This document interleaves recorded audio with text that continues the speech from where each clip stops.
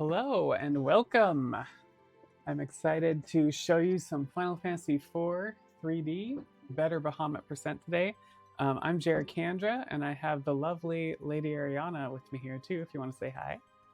Hi, I am the lovely Lady Ariana. At least I am called lovely? Question mark. So yeah, without any further ado, we're gonna jump right into this. I'll just count down from 5, and we'll start the timer. And we're just gonna start with continue here, and then we can kind of probably start by talking about what kind of weird glitch save file we're starting with here. Okay. Yes.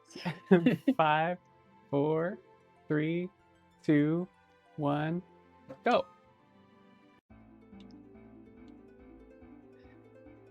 All right. So the first thing you probably notice is we're not on the airship. That's who needs that opening cutscene anyway? Just a waste of time. This is a better category, might I add. Exactly. So much better. So, as Jerica is going to be traversing the very difficult dungeon that is the Mist Cave, what's different about this category is that this is actually a hacked save file that basically starts us with the safe travels augment, and we have that already equipped on Cecil. So it's basically like an 80% run, but it's better because we don't have to worry about running from encounters. Makes things a little bit easier. What do you think, Jerica? Oh yeah, I keep telling Ari she needs to run any percent, and she'll understand and appreciate this even more. Refusing now. So we're coming up a Mist Dragon right off the bat. Not too difficult of a boss. The first thing we're going to be doing is trying to weaken Kane a little bit as well. And of course, Kane's going to miss right off the bat. Cecil's going to start off with Darkness. Now, Darkness is going to give Cecil an attack boost at the cost of some of his health. So we want to make sure that we're trying to get as many hits in as we can on the Mist Dragon. Thankfully, Kane's the one being hit. We don't want to see Cecil hit too much, because then that means that he's going to be very prone to being killed by Mist Dragon. So I'm going to try and get as many attacks in as possible before the Mist Dragon turns into mist, which is what it's doing right now. During this time, so Kane's 1 HP away from being nice, but he's going to be dead in a second anyway. So dead. We're going to just re-up Darkness on Cecil, and now we play the waiting game. Isn't it so much fun waiting? Usually Cecil has to help Kane out in dying, so that was actually pretty nice. All right, so with that, after that, we're just going to plug away at Mist Dragon and hope that it just goes bye-bye. And that would be wonderful. And boom. Easy. Easy win. Easy peasy.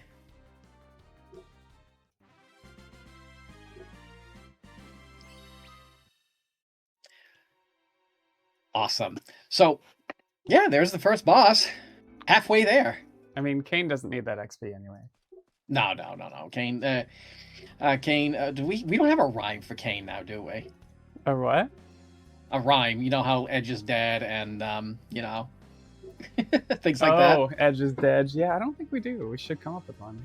We got to come up with one for Kane anyway. So, now the one unskippable summon we can't have is Titan, and, he looks very muddy in this version. What do you think? Yeah, a little bit. Just a little bit.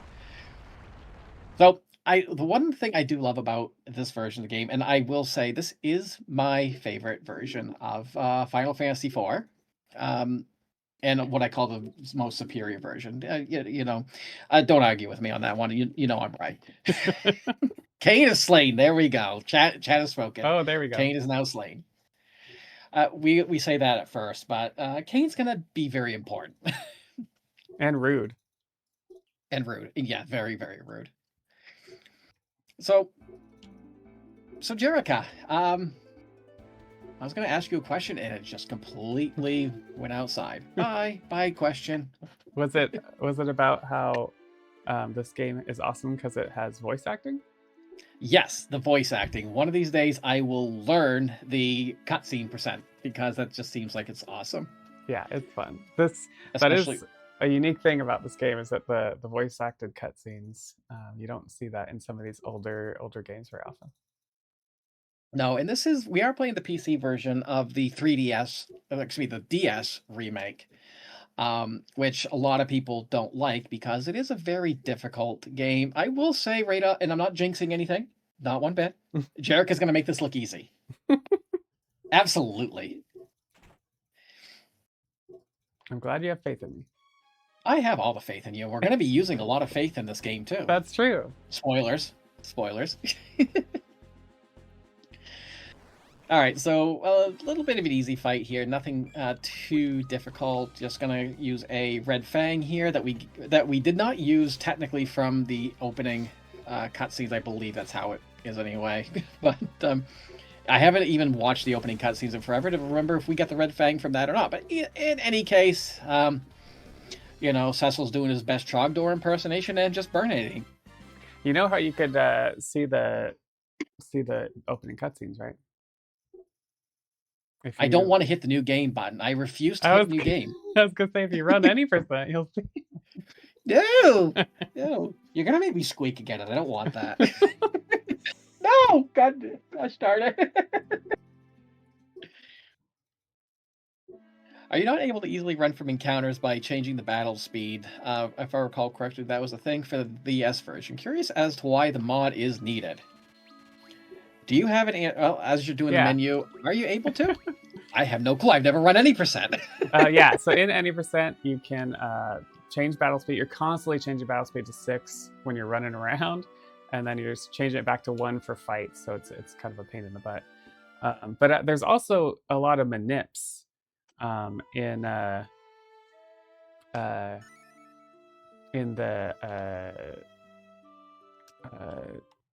actual... In this category? Oh, sorry. Yeah, in the any % category, where you can avoid encounters if you do certain things at certain times. And so it's a lot to memorize. There's a lot to it. Yeah, so this way it's just better. You don't have to do any of that. This is very much a better category, which is why you've convinced me to run it. It's that moment we met at Limit Break last year and you introduced me to this category. It's like, I always wanted to run this game, but I don't like the way any % is because you're just running from everything by the looks of it. Then you said, Ariana, there's a better category for you, and you sold me on it as soon as you said that. Exactly. Yeah. So actually we saw Naming Way there, and in any % there's this really long quest, the Naming Way quest, that eventually near the very end of the game you get what's called a safe travel augment, and so that is what we get at the beginning of the game. So it's great. Because we're awesome. Because this is better. It's absolutely better. Yeah. And not only is this better, it's not even better any %. This is better Bahamut %. Yeah, that's good. So you're getting everything. Also, say hi to Tella. Ahem, chat, say hi to Tella. Do I gotta queue the chat up for everything? Gosh darn. Dark Grandpa looks great. So, not a lot to say here. We're going to pick up a couple items in the latter part of the cave. And other than that is going to... If you've played any Final Fantasy IV, any version of Final Fantasy IV, then, the 3D version very much plays a lot like it. And but there are some changes to this version, which we will touch upon later. We already kind of touched on it with the Safe Travels Augment, which we haven't really discussed the Augment system yet, but that will come into play later. But as of right now, it's very much like go through the first parts of the game, and kind of just do things. Nothing's really abnormally different from say Pixel Remaster, SNES version, anything like that, at least from my understanding, who's never run another Final Fantasy IV game in her life. Will never run any % of this. It's also, I believe all of the maps match up with the other versions of FF4, which is pretty neat. From everything I've seen so far, it's like a 1-to-1, and that makes it a lot easier, especially when I'm trying to look up maps and figure out, what's in this chest, what's in this one, because I'm trying to constantly can we do this a little bit better for a better any %? And in some cases we can. Yeah. So picking up the ether in that chest, and Jerika's going to go a little bit out of the way to grab a Shadow Blade. Shadowblade's an upgraded weapon for Cecil at this point. I believe it is required for the manipulation coming up. Yeah, probably. You know, we do it anyway. It's in our notes. Yeah. I mean, having better weapons is good. Always good, especially, and I feel like if we didn't have Shadowblade, at the manipulation coming up would not quite work out the way it does. Yeah. So, do you want to talk about the manip coming up here? All right, so we do have a manipulation coming up. We're going to grab a couple more chests here containing a Hermes sandals, which we'll use later in the game, and a Hades armor. An armor upgrade for Cecil. And so what Jarek is going to do as soon as we get there, right before Octomammoth, we're going to get as close as possible without triggering the battle. And we're going to do a menu that kind of changes our equipment around a little bit, sets Tella up with a raw Gaia gear, or excuse me, removes the Gaia gear. But then what Jarek is going to do, and you can see her inching as close as possible. She's a lot safer at that than I am. I have actually lost time there by triggering the battle. Not fun. So she's going to do a quick save, and then she's going to close out of the game. And you can see this little... she's got a little software which kind of changes the time settings on the PC to allow us to set this manipulation up. She has to click that button real quick, and this is allowed with the category. I believe you do something similar in Chrono Trigger for PC as well. Yeah, we actually discovered it from Chrono Trigger because this game did it. I was like, what if Chrono Trigger did this? And that's how I figured it out. And so by doing that, now Octomammoth is going to play exactly right. What Jerica has to do, though, is do things exactly as scripted for her. So Tella's going to be recalling, and because of the manipulations, recall is going to automatically trigger Thundaga. So once Thundaga hits, we're just going to have Cecil defend. We want Cecil to be the only one alive after this, but we definitely want to use up as many Thundagas as possible. So there's the second one. That means the manip's going off pretty well.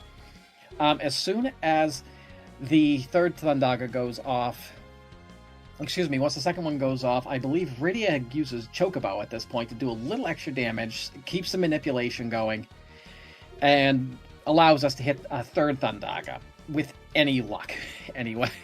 Yeah.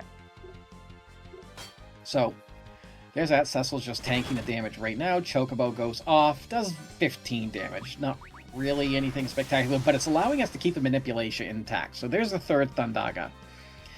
And so, at this point, Octomammoth should hit Rydia, and Cecil will kill Tella, leaving Cecil all alone, and Cecil can just bonk with the new sword, and there's Octomammoth. Perfect manip, which is nice. If you don't hit those buttons on the manip tool and the play button like in the right amount of time, you sometimes get the wrong manip. Yeah, I believe the manipulation tool does have an offset feature, so that if you're a little bit slower, you can kind of set, if you know you're a little bit slower on clicking, you can actually set it up so that it kind of waits a little bit before clicking on it. So it seems like it's very, I haven't used it myself, but it seems like it's a little bit handy. Yeah, it can be. I've messed with it because sometimes the tool acts up and does stuff. So it is helpful sometimes to use the offset. But hopefully we only have the any percent run has like a ton of manips. Did you remember the elixir? Oh shoot, no I didn't. Thanks. This is why I don't talk during run. I am helpful. Yeah. So there is a hidden area off to the right side, and which will give us a few key items, or not key items, but kind of important items that we need. And I wish I had written them down in my notes because I don't remember what they are other than the elixir. I think it's like a Phoenix down and an ether, yeah. An ether. And right in this corner right here, can't see it, you know, the 3D jank that I love so much in games, especially when you can't even adjust the camera in this game. But the elixir is definitely very important to have for an upcoming battle, and we would be kind of sad without it.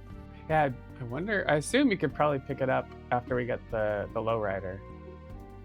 Low ride. Yeah, you probably could. It's a little. You can just get it as long as you get it before. As long as you get it before.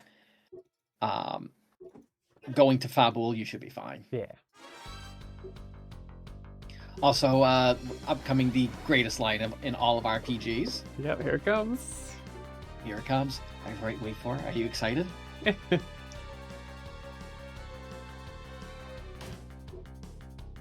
Spoony Bard! There we go! Said the line! Tella said the line. I love that they kept that translation in for this. Yes! Smack that bard, Tella! With your wand. Whack! Not like you have 90 MP you're not using right now. Yeah, I don't think he can recall without a manipulation though. So he'd probably just turn probably would turn Edward into a pig. Which does he know pig at this point? I don't know. I don't know if he knows it until he gets all of his magic back. Forky bard. All right. I see you've played Forky Spoony before.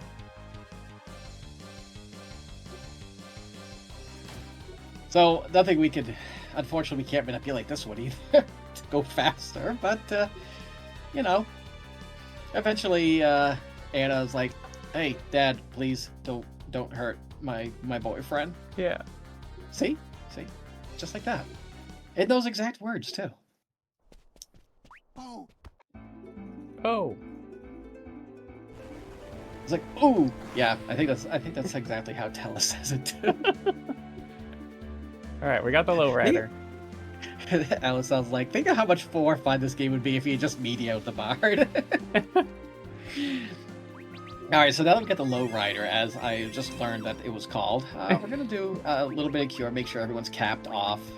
We were setting up the party to a certain positioning, and this kind of just sets us up a little bit later and also keeps Edward and Rydia right in the back. Make a little sidetrack here for a spider silk. Their spider silks are very handy in this game.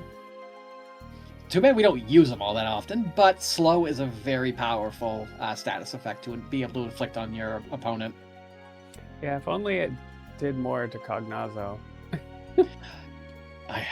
We'll talk about the archfiends as they come up.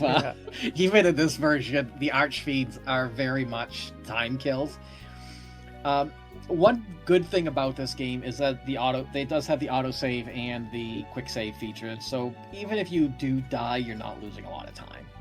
Unless it's right before Rubicante, and then you're losing like 3 minutes. Yeah.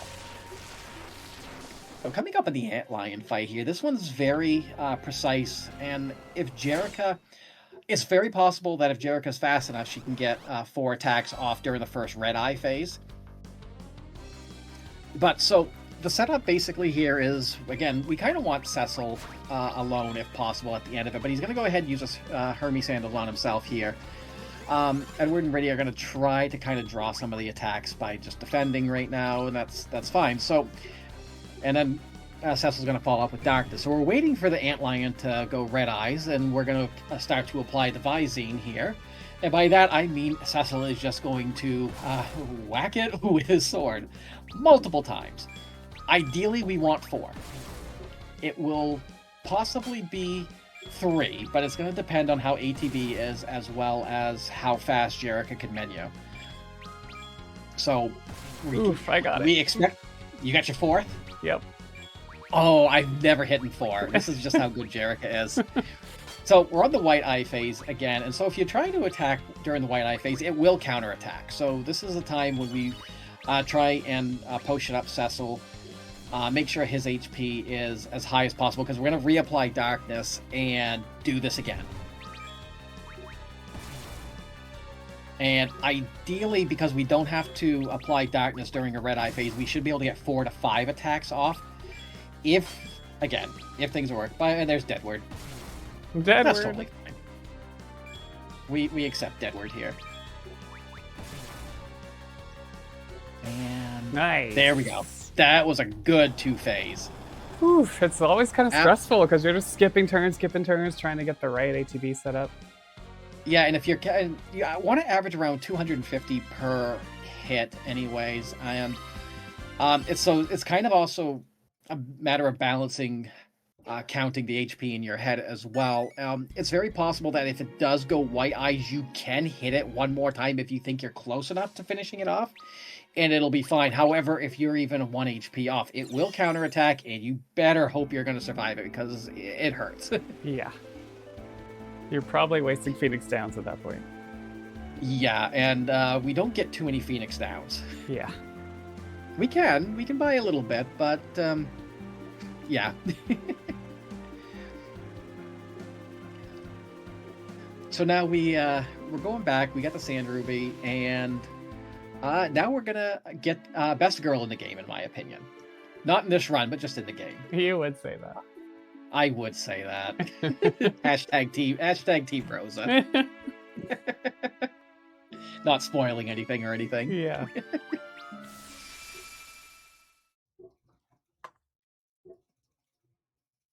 Oh, run's going amazing so far. Yeah, so far so good.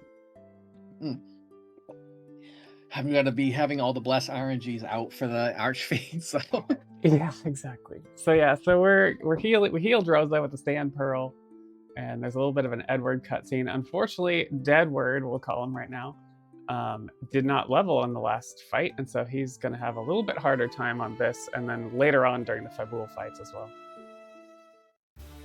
yeah, it's not too vital. But that being said, it can kind of extend things out if Edward didn't survive the Antlion fight. It's not major, but yeah, it shouldn't still. This scripted fight shouldn't be too much of an issue. Yeah. I have had it where Edward's harp will actually just go ahead and stun the enemy, and you can just kind of keep going at it. So it's literally just you just spam attack, and you inflicted the stun. There you go. It is. There it is. So it's not too bad. Not too bad. Yeah, I've had it where Edward actually gets pretty low health here. Yeah, I have seen that happen to me once, and it's like I think I actually have reset here once because that has happened. I believe you just have to hit it 3 times, but sometimes if you're low on HP. Because you don't have that extra experience from Antlion, this fight becomes a little scarier, but it's still fairly scripted. The more worrisome part is letting Cecil level up too much in Fabul. Yes, that is a little scary if Cecil gets a little bit higher.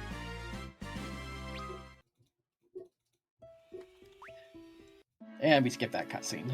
Eventually, we will not skip cutscenes. Why? Because we're going to do a cutscene percent at some point, right? Right?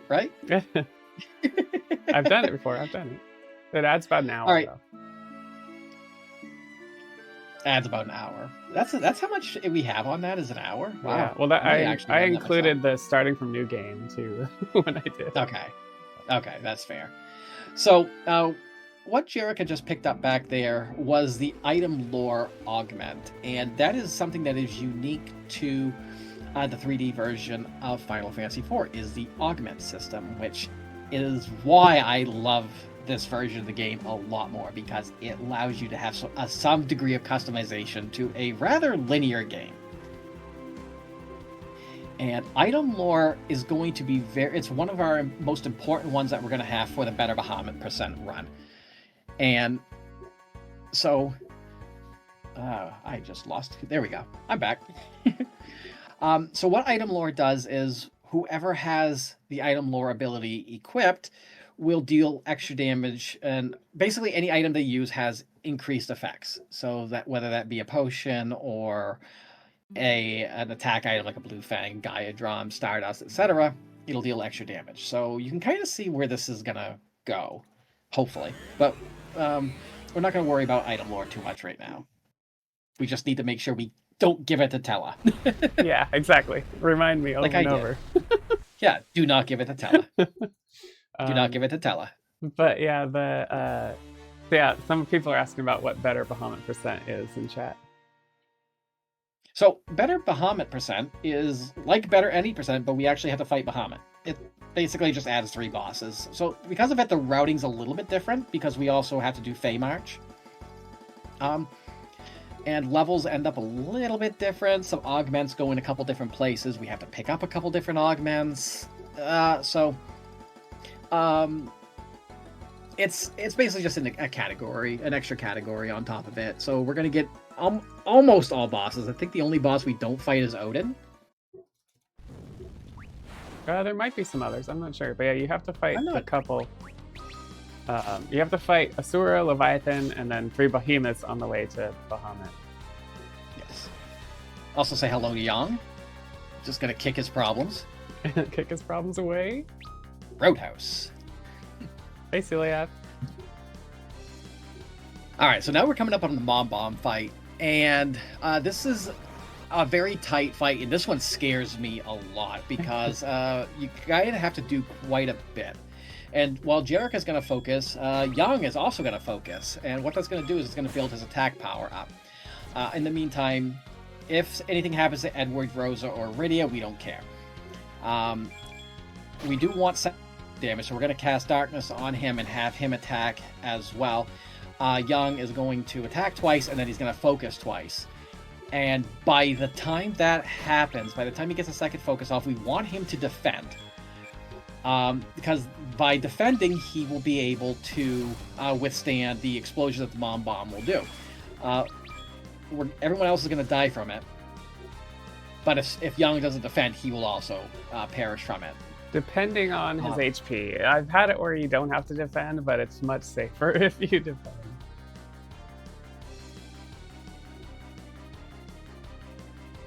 See Rubicant strategies. So it's set up now that Yang has focused twice, and the Mom Bomb's going to explode. And what's happening now? Yang is defending. Bombs are going to go off, and as it's going off, going to give it a brief moment and then set up kick. So with a double focus kick, Yang should one-shot all of the bombs. And sometimes it just doesn't hit everybody enough. Oh, marathon luck. Yeah. Just one more punch should do it, but Yang's going to get all that juicy XP and only gain 1 level from it. And that's Mom Bomb.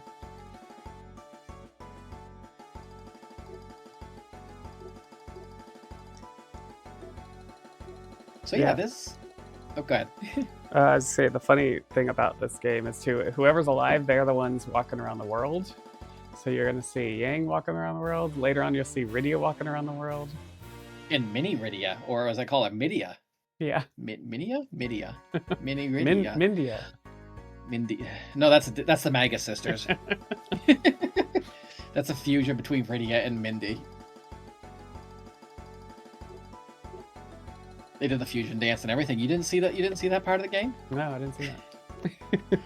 I love how Yang looks like a lost toddler who slapped a fake yellow mustache on his own face. Hey, I've played enough Phantasy Star 3 to know you are definitely an adult when you have a mustache. Any Phantasy Star fans out there will know the reference. I'm like one of the 3 people that actually like that game.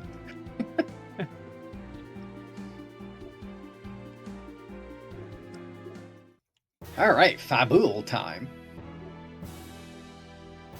So, we're going to do a quick shopping trip. And by quick, I believe Jericho will actually do it a lot faster than I do, because I'm like, what do I buy here? I never remember. True, the mustache does the work, yes. So we're going to get 2 Fire Claw, 2 Ice Claws, and a Thunder Claw here. And we're going to do a quick menuing here. I'm going to basically empty out everything for Cecil except his sword, because we still want him to attack, but if he dies, we kind of prefer that way he's not over-leveled.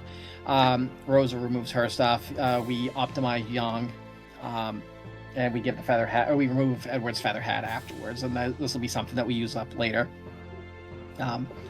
For the Fabul Gauntlet coming up anyway. Yeah, I like to call this the fabulously fun Fabul fights of Final Fantasy IV. Try saying that 3 times fast. Go on. You heard me. You think I'm joking? I'm kidding. I I'm not even going to attempt to.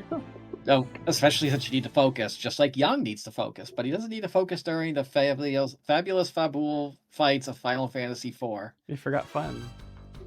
Oh, they are fun.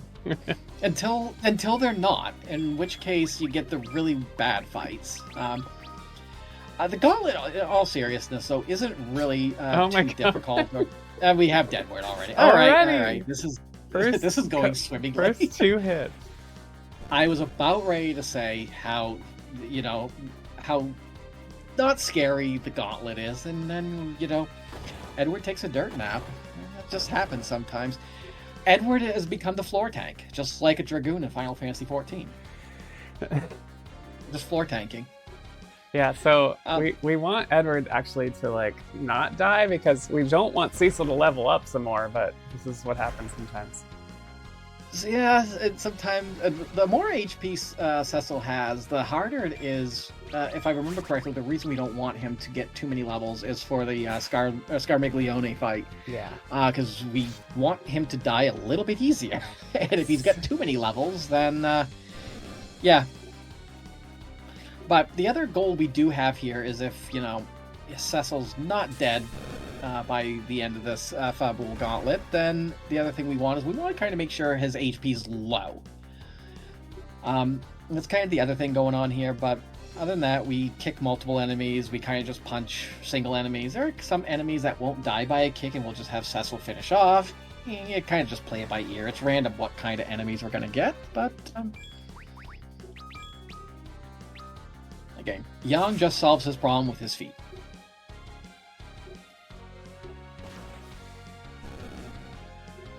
Like so. Roadhouse. I always just say that in my head whenever I just see Yang kick. I just say Roadhouse in my head. Yeah, actually there is an all bosses run that I think Desh has been working on for this, but it does require New Game Plus. Like you start New Game and you run through, and I think that then you keep going with New Game Plus or something. That might be one I may try at some point, but unfortunately my game keeps crashing after you beat the game. I don't know why. I feel mine would probably do the same thing. Knowing my luck, I mean, if my luck is anything like it was at Limit Break last year, where I broke my controller before my run, that would probably happen. And I believe this is the. I was gonna say, did Edward trip? I didn't see if he tripped or not, because that's usually how I indicate if that's the last fight. Yeah, not yet. Okay, he hasn't tripped yet. Okay. Here we go. He just had to tank the floor before the fight even started. It's like, it's a preemptive tanking. So this is kind of where we want to make sure Cecil does get his HP low enough. His HP is a little high right now, so likely in the Kane as well. I didn't think of that strategy. Just hit yourself and have Kane do the rest, but yeah, that's what I do if I'm too high level, or if I'm too high HP. That makes sense. Alice sounds like Alf broke your controller before. Yeah, I am pretty sure that game broke my controller before that run. We won't go there though. Also, here's Slain again. Kane slain. Why, Kane? I will not answer your questions. Was that my best Kane impression? I always imagine he sounds like Batman. Batman. And boop. Yeah, ideally we want Cecil to have HP lower than that for this fight, so Kane could just one-shot it, but you can always just use that backup strat. Also, the only other time that Rydia is going to use Cure. Use it right before the Antlion Cave, and now. Game, don't you realize Cure doesn't revive somebody with 0 HP? Yeah. Game breaking its own rules. Cecil, why Kane? Kane, why not? Shrugs?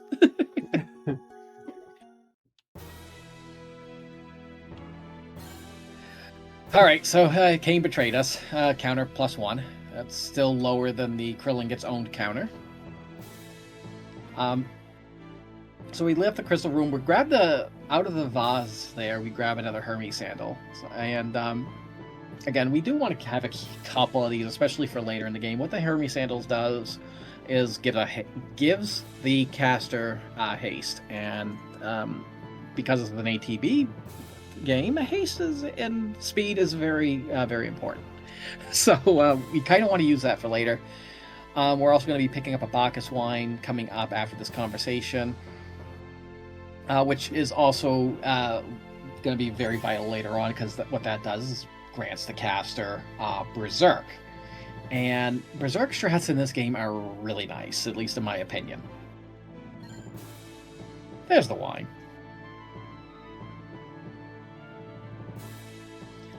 So right now, what's going to happen is we're going to leave Fabul, we're going to go right on to the ship, and we're going to sail on our way back to Baron, as intended by the game. But if anyone here is a fan of the E series, they know what happens when the main character gets on a boat. The song I'm on a boat plays, of course. I'm on a boat. Yeah, yes, they would be singing that too. But there's a meme within the East continuity fan base that whenever he gets on a ship, he ends up crashing it. So, which I'm an East 3 runner, and that's the only game I know where he hadn't crashed the boat.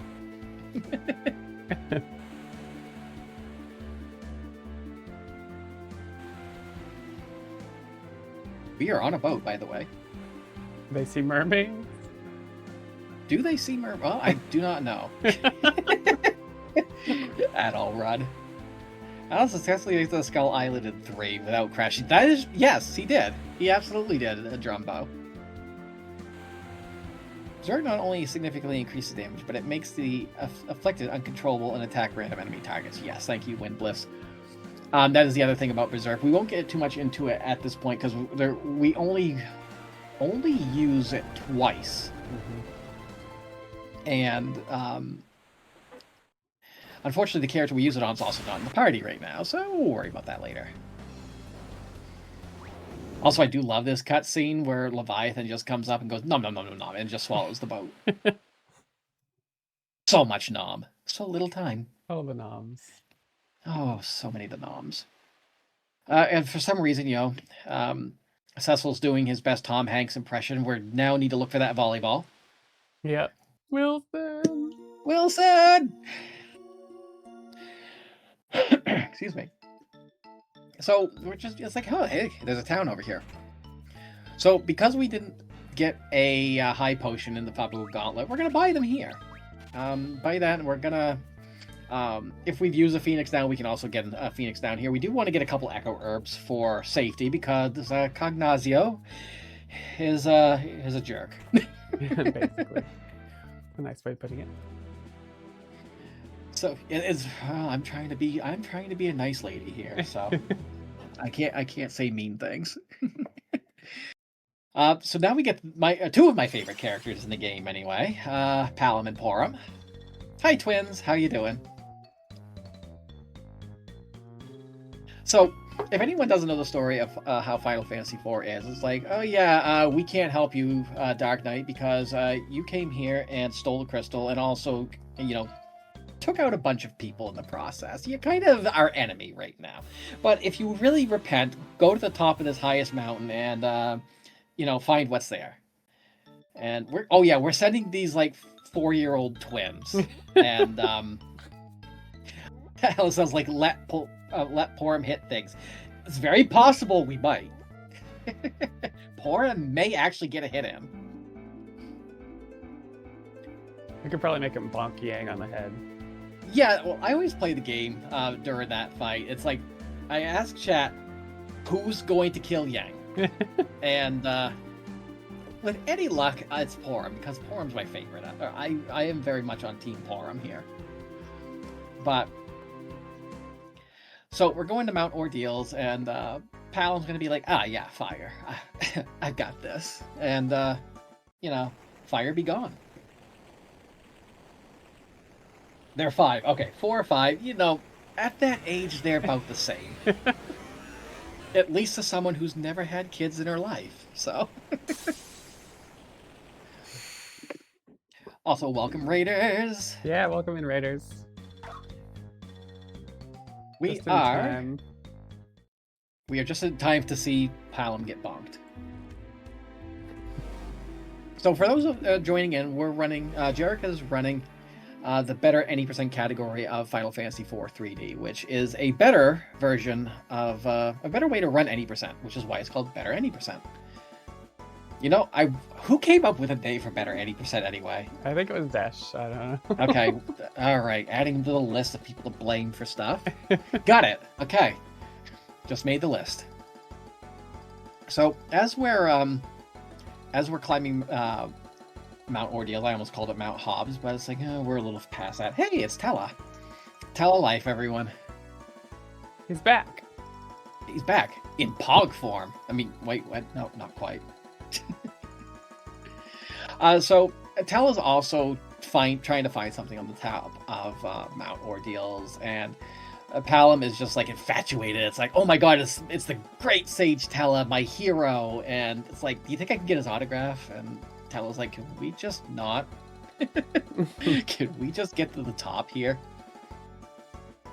So Mount Ordeals is basically where Bahamut percent and the better Bahamut percent and better any percent kind of diverge a little bit, at least after this. Which I'm going to give Jerika the reminder after this, why it's different. Don't give Tella item lore. Yes, do not give Tella item lore. Also, exclamation point, Lara, she's scratching my furniture again. Gosh darn it, cat. But we are giving the twins some augments.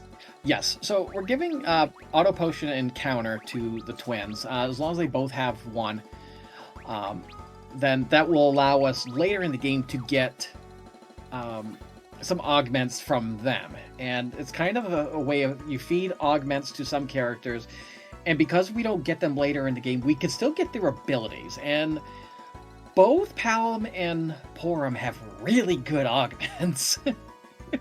Yep. And if you give one to both Palom and Porum, you can also get 2 copies of a third augment, and we absolutely need that in order for this to work. I won't spoil it right now, but yeah, we put the augments on Palom and Porum. We equip Tella with a feathered hat and the Sage's surplice. We set up our party to swap a little bit. As we swapped the rows, we set up the party in such a way, and now we have Scarmiglione. The first fight's a little trickier, and we kind of need things to happen in a certain way. So the first thing is Hassel's going to attack Scarm, while we're going to go ahead and set up twin cast with Palom and Porum. Scarm will always counterattack with Thunder. So while the twins are getting ready for their cast, Cecil's going to hit with a high potion and get counterattacked again. We hope this. Oh, it's exact damage. Oh, it's exact damage. Okay, yes, exact damage. This is why we don't want to overlevel Cecil, because we want Cecil dead here. He doesn't need XP anymore. That's fine. So the twins cast comment on this one, and it's enough to just finish off Scarm, and that is phase 1. That being said, that's not the real scary part. The second fight is where the scary part is. If Cecil's alive, we absolutely need to kill him there. But while this is technically a very easy fight, it's also like, please, Scarm, cooperate. Please. And ideally, we want him to hit Porum. We don't want him to hit Tella. And Tella's already taken some damage, so a hit from Scarm will kill him. So ideally, Porum is who we want to see hit. Hey, come on, Scarm, cooperate. What? Of course. Of course. This is... Yep, this is not a great fight, so we kind of have to hope now that Scar will not hit Tella again. Oh my god. Here we go. We absolutely need Tella alive, and we need one of the twins dead. We don't care which one, really. We prefer Porum because Palam's higher end by gaining the level will help. That works. So when one of the twins goes down, then whoever we have ATB on is going to use the elixir on Scarm. And, you know, some people just can't handle their drinks. Too much elixir. Exactly. And that's Scarmiglione. That's the first Archfiend, and one of the very, again, not a scary fight. You can lose a lot of time, though, if you're not careful. And Phoenix Downs, which now you don't have any, if I recall correctly. Yep, that's right. Might be worth buying a couple for spare. Also, Scarm just takes a dive off a cliff. It's fine. But it's always possible you have enough money where you probably could get an extra Phoenix down here or there, but and they drop too. And they do drop at random. Also, the hardest fight in the game, might I add? Yep. Just gotta stand there and do nothing. Yep, absolutely. It's very hard to do nothing. When you're a speedrunner, you don't want to do nothing, though. So this is why it's difficult. Waiting. When you have to wait. I know, right? Puexel says, I remember the cry augment leading to some deliciously silly battle animations. Oh yeah. You wait till you see. Yeah. Wait until you see. So yeah, you just sit here and do nothing. Isn't that exciting? Very. Maybe Ali thought the original of this game was the hardest fight. I do. The SNES version, every time, or when I played it as a kid, I thought this fight was difficult too because it was very cryptic. You didn't know not to attack. So, yeah, I totally understand. It's kind of more commonplace knowledge these days, but for someone just starting and playing this blind, then it's, that can happen. Although I do think later versions of the game kind of hint you at, like, hey, don't hit that. So that was the longest text box in the game. Yes. Got to celebrate Absolutely. becoming a paladin. Yep. Being level 1 again. And level 1, yes. And also having to reset your augments. Yes. Very important. Yes, because I have actually, if you don't put save travel back on Cecil here, you can get into fights again, and I have done that. And, so I would have to either run away or reset the. Again, dying's not necessarily bad here because the game auto saves quite a bit. So, like on any map transition, I believe it auto saves. So Jerica's going to do a quick menu here to get the save travels back. And she's not going to teleport, though, because we do need to go back a floor. We are setting up for...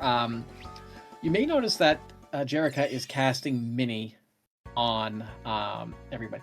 Did you use Warp? Yeah. We'll get you here faster. For some reason, it doesn't work on mine. Oh, if you quick save or die, I think it doesn't work or something like that. Okay, I'll have to keep that in mind. So, I'll put that in my notes as well. So you're using Warp, going back to the previous one, and grabbing an augment there that gets left by Scarmiglione. Easy to miss, but that's the curse augment. Do we use it? No, we put it on Tella, but we don't use it. And then we just teleport out. Yeah, we have to put it on Tella because we want Tella to give us extra augments when he leaves the party, and one of those is very important, called Fast Talker. Yes, and it's the augment that I personally am using right now. So, so do you want to, while we have some cutscenes going on right now, do you want to explain what you did with casting Mini on everybody? Oh yeah, sure. So yeah, this game has something called the Mini glitch, a Mini reverse glitch. And so if you cast Mini, not only does your party, get the horrible Mini status, but they also get this fun glitch that allows you to be reversed. And so all damage heals you and all heals damage you. And so what we do is we do a lot of mini, and so we mini to get the glitch, and we're in mini status, and then you mini again to get rid of the mini status, but the glitch sticks around. Another one coming up we'll also be using is the Toad Faith glitch. And so when you're minied, if you get toaded, it doesn't really affect anything. We'll do a lot of mini toad or mini toad mini, and what that does is, in addition to the reverse glitch, we get this extra faith glitch, which I think ups your magic power in general. I believe so. I just go by what the notes say. Yeah. So, yeah. Now there is a downside to using this as well, and we'll get to that in a little bit as well. You really have to use the mini reverse glitch very carefully, because while you're under reverse, you do, as Jerica said, if you were to take damage, you would get healed instead. If you were to heal, you would take damage instead.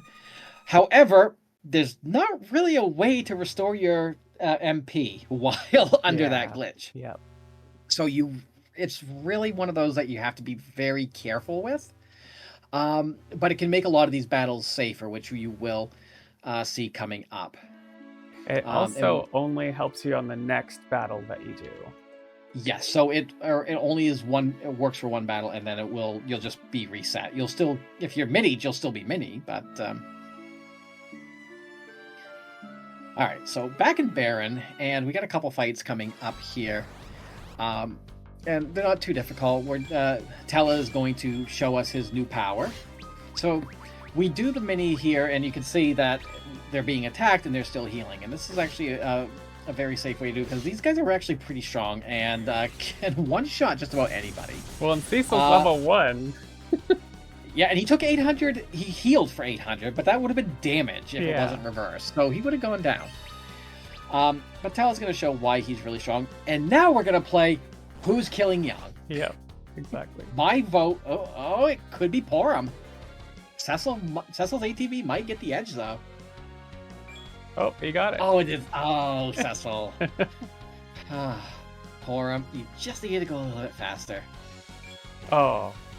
So now, as you can see, because this is the second battle in a row, we no longer are under the effective reverse, so Young is just, roadhousing us in the face, and we don't like that, but it shouldn't be enough to take anybody out, and if it is, it's like, as long as one person survives...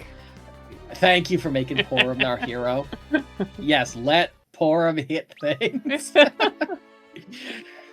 Happy Alicel, we let Porum hit things. And yes, Porum is best white mage, even though I am on Team Rosa. No spoilers at all.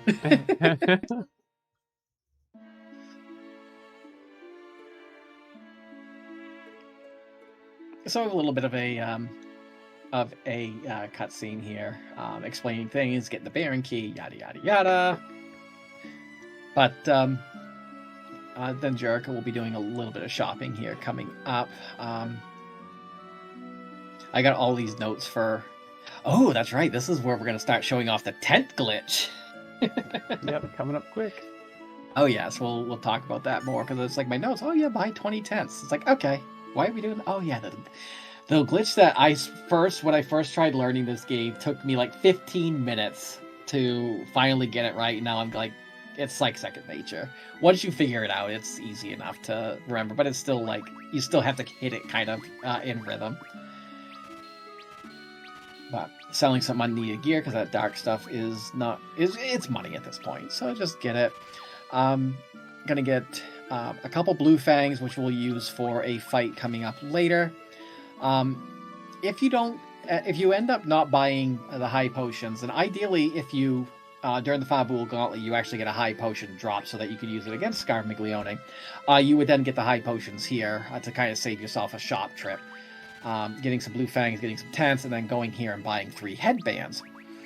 I'm gonna just resort some equipment. Headbands give a +2 strength, if I recall correctly, and that will come in handy to a couple of our physical attackers. And also going to be setting up the mini faith, basically reverse.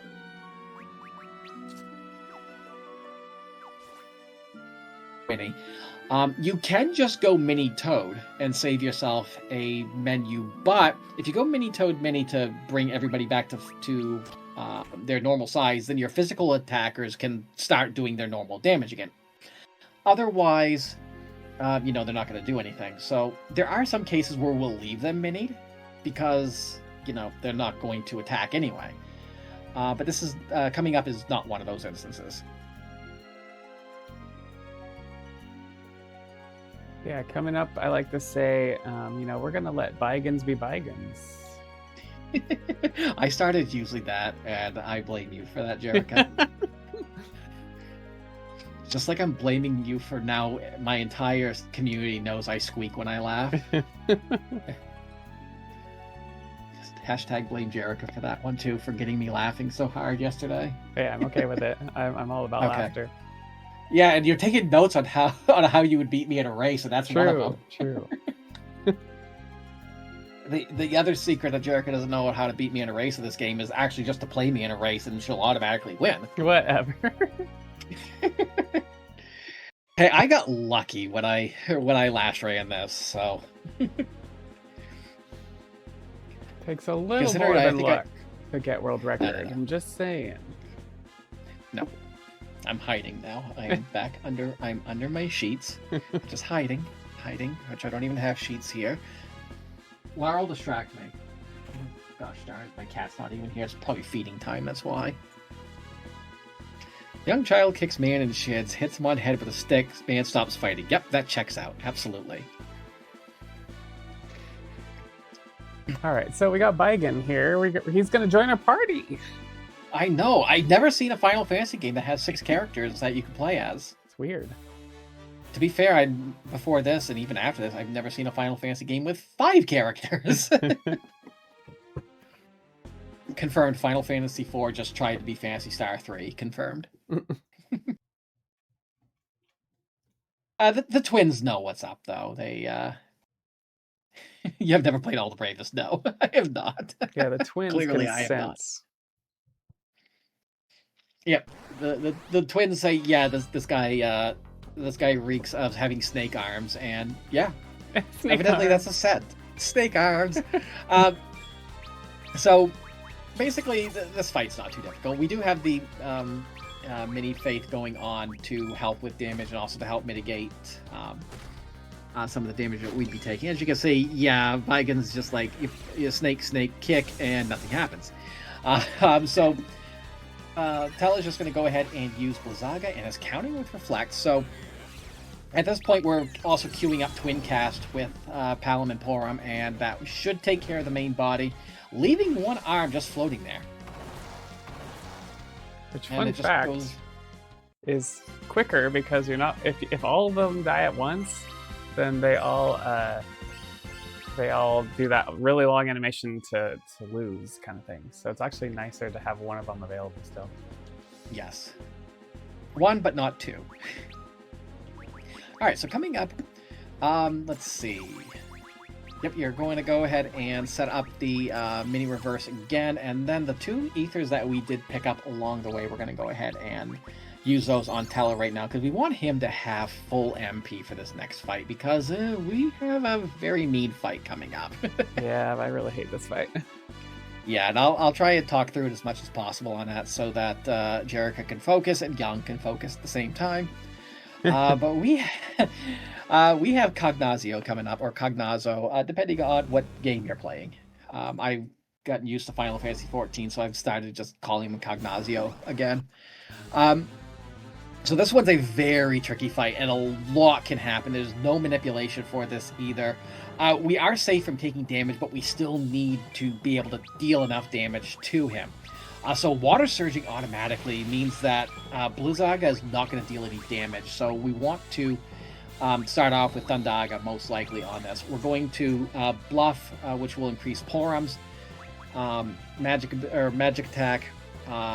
We are using Cry on Porom, which is going to reduce the defense of Cagnazzo. Cry is a very powerful ability. It's wonderful. Cecil is then going to use a Spider Silk to slow him down, get hit with Tsunami. Again, not a problem. Young is going to focus 3 times. Anything more than 3, and he's going to, go boom. But setting up Blizzaga. Blizzaga will do... Ooh, there's a silence. Please miss. It's not a big deal if it hits. We do have a couple Echo Herbs that Cecil can use on Tella. And while this is going on, we're also queuing up... ooh. Got a Pyroblast instead of a Comet. Doesn't matter. Should be fine regardless. So after Twin Cast goes off, we're going to go ahead and use High Potions on Palom and Porum because after this fight, they're gone. Because of Reverse Glitch, the High Potions will take them out. So, oh, we don't like seeing this. This is the other reason we do not like Cagnazzo. Thankfully, he didn't do it at the beginning of the fight because that would really suck. But there's worse things. Yeah, there's Hold and Sleep. And Sleep. Oh, that's right, Sleep. So we basically got to get 3. We want to get the Twin Cast off. We want to get 3 Blizzaga, and we want to get a full focused Yang with double Ice Claws. He's going back into his shell, which means he's going to heal if we don't get him down fast enough. So just keep pelting him away. And let's just pray. Yang can just keep attacking, and that's kind of the strat to do. Come on. There we go. So you can usually tell when a boss is also about ready to die when when the tint of their sprite kind of goes back to normal. Because once with any debuff they have on them, their sprite kind of darkens a little bit. Or, excuse me, their model. And so when it just lights back up, they're done. And that was Cagnazzo. That wasn't that bad. I've seen worse. I mean, late, slow, no sleep. I mean, I got a 3 sleep the other day. It was horrible. Oh, that's scary. That's what's okay. I'm resetting this fight. Yeah, exactly. Yeah, Cagnazzo is one of the ones that... I mean, you saw how mean Skyrim was playing against us. All the Archfiends can actually play really mean in this. Also, S in chat for the twins. Yep. I'm sure, I'm sure we're never going to see them again. But now we are joined by who I am going to say this, and I might get a little hate. The worst character in the game. His name's Sid. And he is... Edward has more use than Sid. I'm just saying that right now.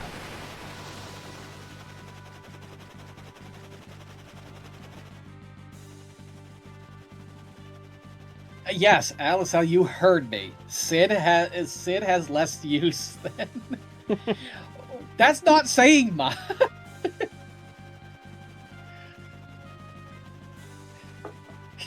That's definitely not saying much. Inserts key smash. Alright. So, this is the Enterprise, and it was definitely free. The Sid. The Sid, you at least spell your name correctly.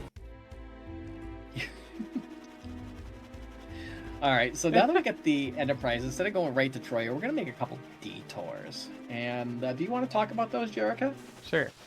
Yeah, so since we lost the twins, they don't immediately just drop the augments like we will see some other characters do. And so we have to go back to the Elder to get the augments from them. And since we gave them 2 augments, we're going to get 2 augments back, I believe. Or no, 3. We get 3. Yeah. Well, and we get 2 copies of 1. Yeah, so that's it. 4. So you're right when you said 2. Absolutely.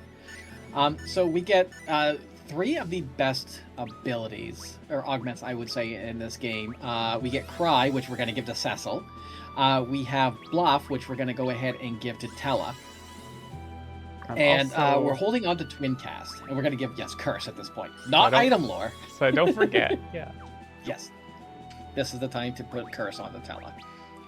In any percent, we would be giving him item lore at this point. At least in the current iteration of the strategies, but... and doing a little bit of extra menuing, giving Sid that Iron Shield that we took from Kane at the beginning of the game. That'll come into play later. Just re-equipping a couple things here. Also, we're making sure to equip the abilities. So Tella's going to get Bluff, and Cecil's going to get Cry. And we put it over White Magic because Cecil is not going to be using White Magic in this game at all. It's like a tease. So we got one more detour to make before we go to Troy. And we're going to go to Agart, and we're going to pick up an item there that, if we don't get it, makes one of the upcoming fights not doable in this run. Well, so the old strat used to use dual cast, and so you'd have to give the twins another augment, so they give you dual cast, and then we'd be able to use dual cast on Tella. But without dual cast and without this item, the next fight for Maga Sisters is rough. Yes, and this is a free Gaia drum that we get here, and we'll be using that in the Maga Sisters fight coming up. LSL asks, and I honestly don't know the answer to this, do you get double elemental damage from double claws? I honestly don't know that. I don't know. LSL, do I look like a speedrunner? Says the world record holder. Hush. Free Gaia, yes. So now that we got that, we're gonna go ahead and go to Troya, named after Deanna Troy, of course. Of course. Me, who just started watching Next Generation like last week. After like 40 years, I've never watched a Star Trek. What, in my really? Life, never had, and I tried a couple times, but this is what happens when I try and go into the original series, the first thing, and my wife's like, no, you need to start with Next Generation, and I'm glad I did. Although she started me at like season 3, and it's like, I've caught up already, so it's all good. Okay. Also, hi, Bedward.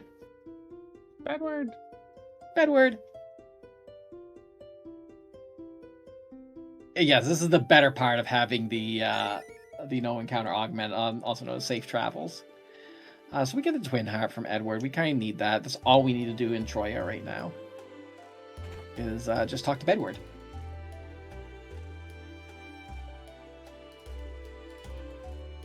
Sad though that we don't stay in Troya longer to hear that wonderful song. I love the Troya theme. And I love also how they did that in Final Fantasy XIV as well. Sorry, spoilers. That was already being more useful than sit right there. Season 1 isn't bad. It's as long as you don't go into Deep Space Nine. So here's the Black Chocobo. We don't get the wonderful Black Chocobo theme from Final Fantasy V here, but it's still nice. It's the only time we're gonna see a Chocobo.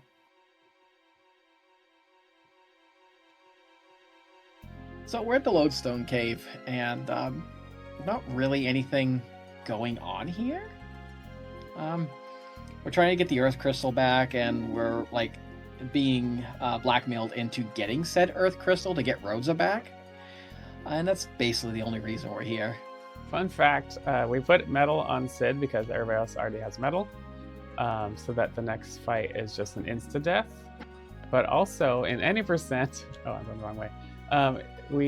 If in any percent we don't even bother running from encounters, because there's just insta-death for every encounter you get in here. And so, see, I remember that when I was actually learning any percent like a few years ago, and it's like, oh yeah, this is... So yeah, in any percent you would just basically have an instant game over, but when you do your quick reload, it starts right where you are. Yeah. So yeah, it's FF4 3D is weird like that. Hearing a full choir do the from FF5 is one of the most fun things. Yes, I agree, Alicel. It's not Mambo de Chocobo or Flamenco de Chocobo. Wait, that's different altogether.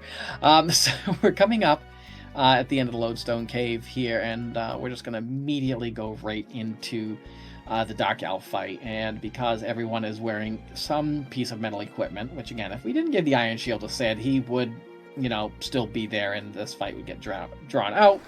It's just a time waste because there's not really a way to win this fight anyway. So, yeah, everyone's just, they've all gone Super Saiyan 3. And by 3, I mean 2. Because that's where the sparkles are.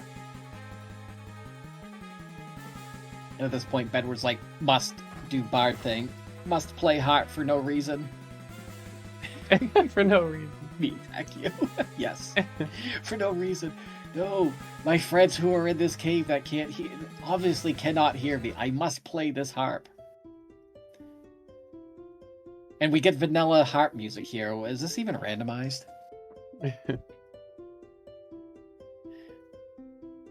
So the music plays through the twin harp. Dark Elf does not like that whatsoever. And right after we regain control, Jerica is going to go ahead and do another menu.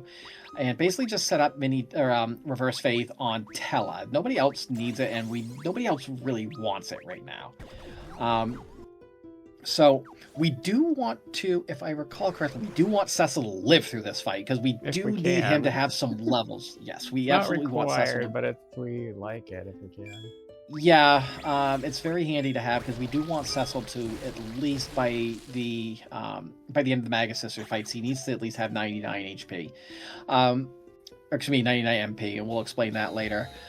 So we're going to go ahead and cry, and then Cecil's just going to defend at this point. Tella's going to bluff to increase his magic damage.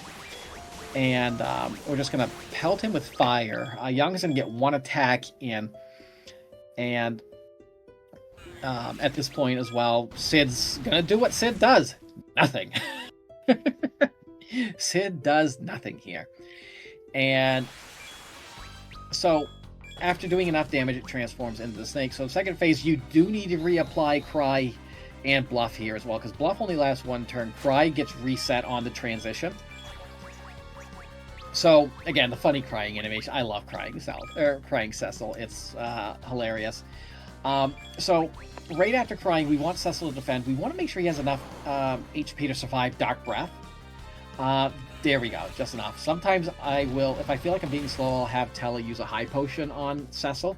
But Bluff with Firaga will just obliterate Dark Elf, and as you can see, easy game every time.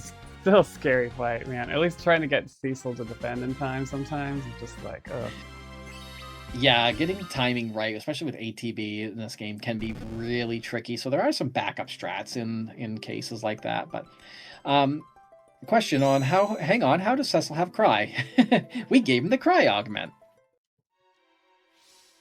So we grabbed the crystal, and we remember to grab the crystal because I have forgotten that before. Me too. So so at this point we're actually showcasing the tent glitch, and so you normally can't use a tent unless you are actually at a save point or on the overworld, but you can actually use it as an item if it is kind of, I wouldn't say frame perfect, but there's a little bit of a leeway. But if you select an item that is usable and then immediately switch to where the tent is, if you time it right, you can actually activate the tent. And what it does is it gives, I believe, 1,000 HP, 1,000 HP, 100 MP to whoever use it on. You can just use it like a mini elixir at that point is what I would call it. Yeah. And we'll be utilizing the tent glitch quite a bit here. And also setting up, and as you can see, we got Mini Cecil right now. So we basically just Mini Faith. And we're going to be walking around as Tiny Cecil, although for the sake of the scene, he does grow up. But don't worry, you know, Cecil's always going to be a Toys R Us kid.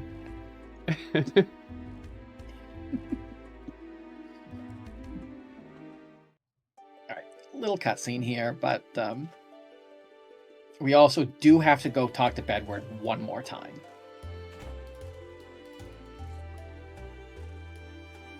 And the reason we do that now is because Bedward is going to give us the Bard Song augment. And if anyone else is a Blind Guardian fan, they know the Bard Song will remain. I will see myself out now. Do-do-do. Do-do-do? Okay, I'm back. Absolutely not me logging off this channel. This locked channel that if I actually ended the call, I would be like, Harry, what the heck you doing?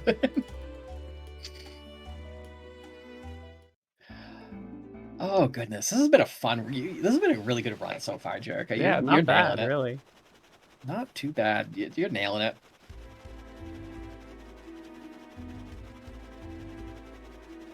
So we get the Earth Crystal back now, and we're gonna go ahead and meet up with Kane. Kane's like, yes, let me show you the way, and rather than take us right to Golbez, it's like, oh yeah, you get through this tower first.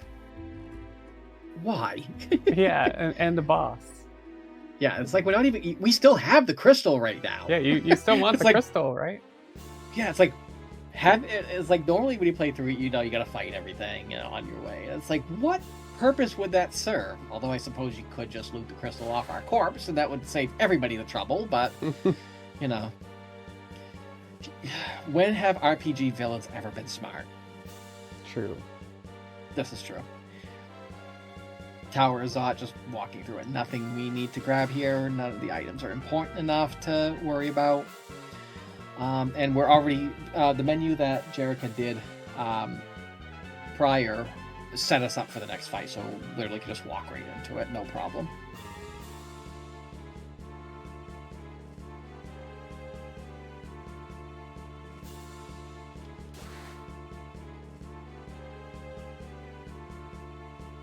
Making sure I hydrate now because I've been talking a lot, which for me is absolutely normal.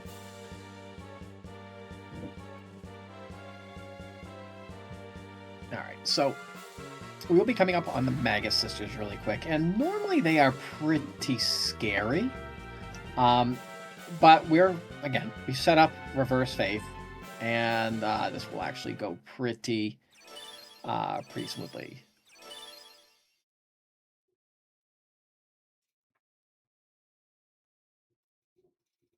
All right, so there's a couple steps here, and because we're normally at any percent we have Tele with item lore, and we literally just bluff and use the Gaia drum and call it good. Here we have to play a little bit differently. We have Cecil cry and lower everybody's defense down there. We're going to go ahead and have Tele bluff. And again, bluff will actually work with item damage, so this is why we want to do this, and having cry will also help as well. Cecil doesn't really do much of anything after this point, but he should be safe. We do want him to live at this point,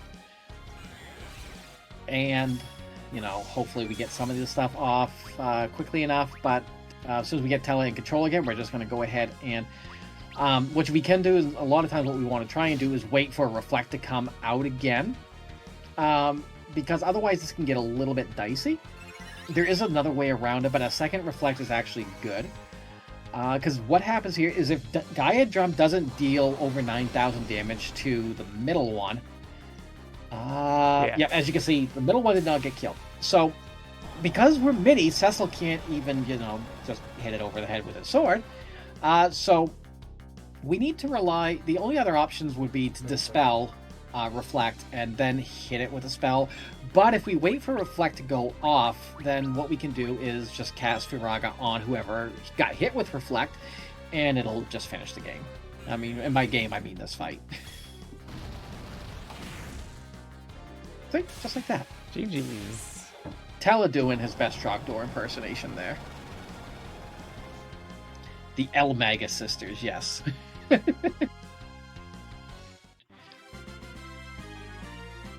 And sadly, this is the last time we're actually gonna use Tele. Well, and by I say use, I mean the menu that you're gonna do right now. Yeah. Fun fact. Found this out the hard way.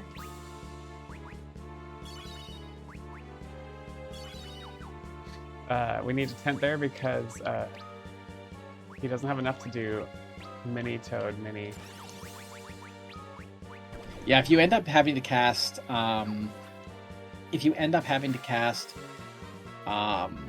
Firaga or anything to try and get that last kill on Magus, that last hit on the Magus Sisters, you do need a tent there to have enough to do Reverse Faith and make sure that Cecil stays up for the next fight, or that everybody also has Reverse Faith.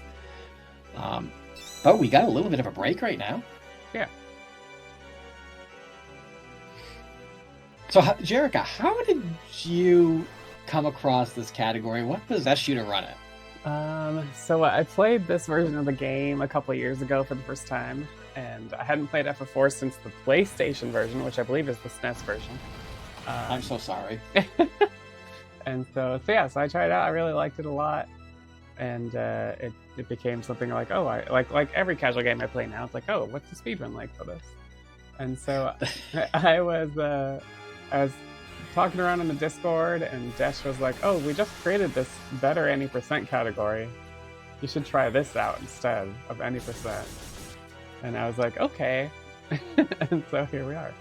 And then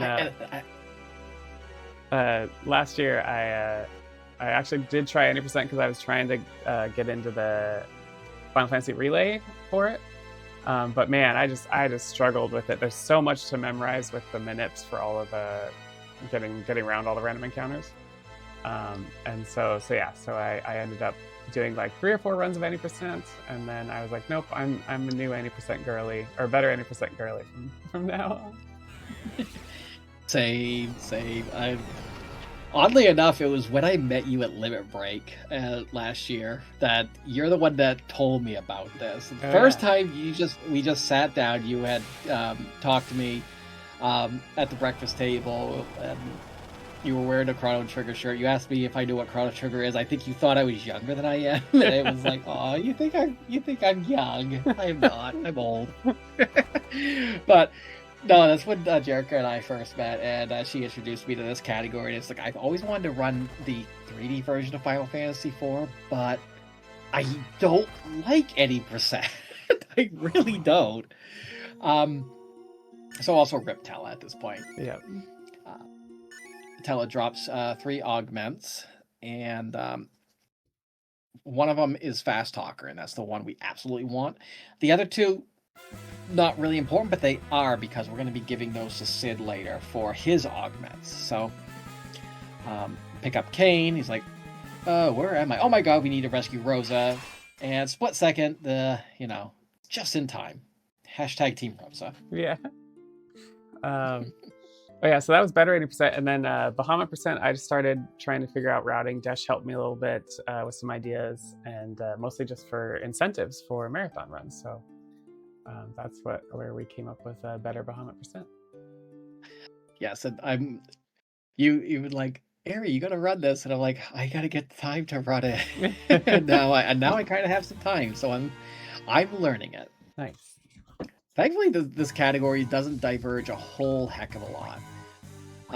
So Jerika's going to go ahead and set up another menu right before. Going to put twin cast on both Cecil and Rosa. This is big because they have a really good twin cast when they use it together. We're going to put Recall and Last Stand on Sid. This will set us up to get his augments later on, making sure that twin cast is on both Cecil and Rosa. And we're going to do a safety quick save as well, because Barbaricia does not play nice sometimes. Oh my gosh, or Yang. Or Yang, oh yeah. Let's have all the bless RNGs in chat. Any prayer emotes that I'll have chat. This is a good time for it. Pray to RNGs, please. Yes, because Hair Lady is... there are some things that can go wrong with her, and it's basically her counterattacks that cause the biggest problems. So one mechanic that we're going to try and use is the twin cast mechanic on Cecil and Rosa.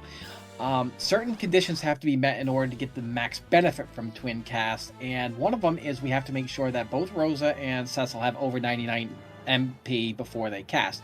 They also have to be really close to max HP.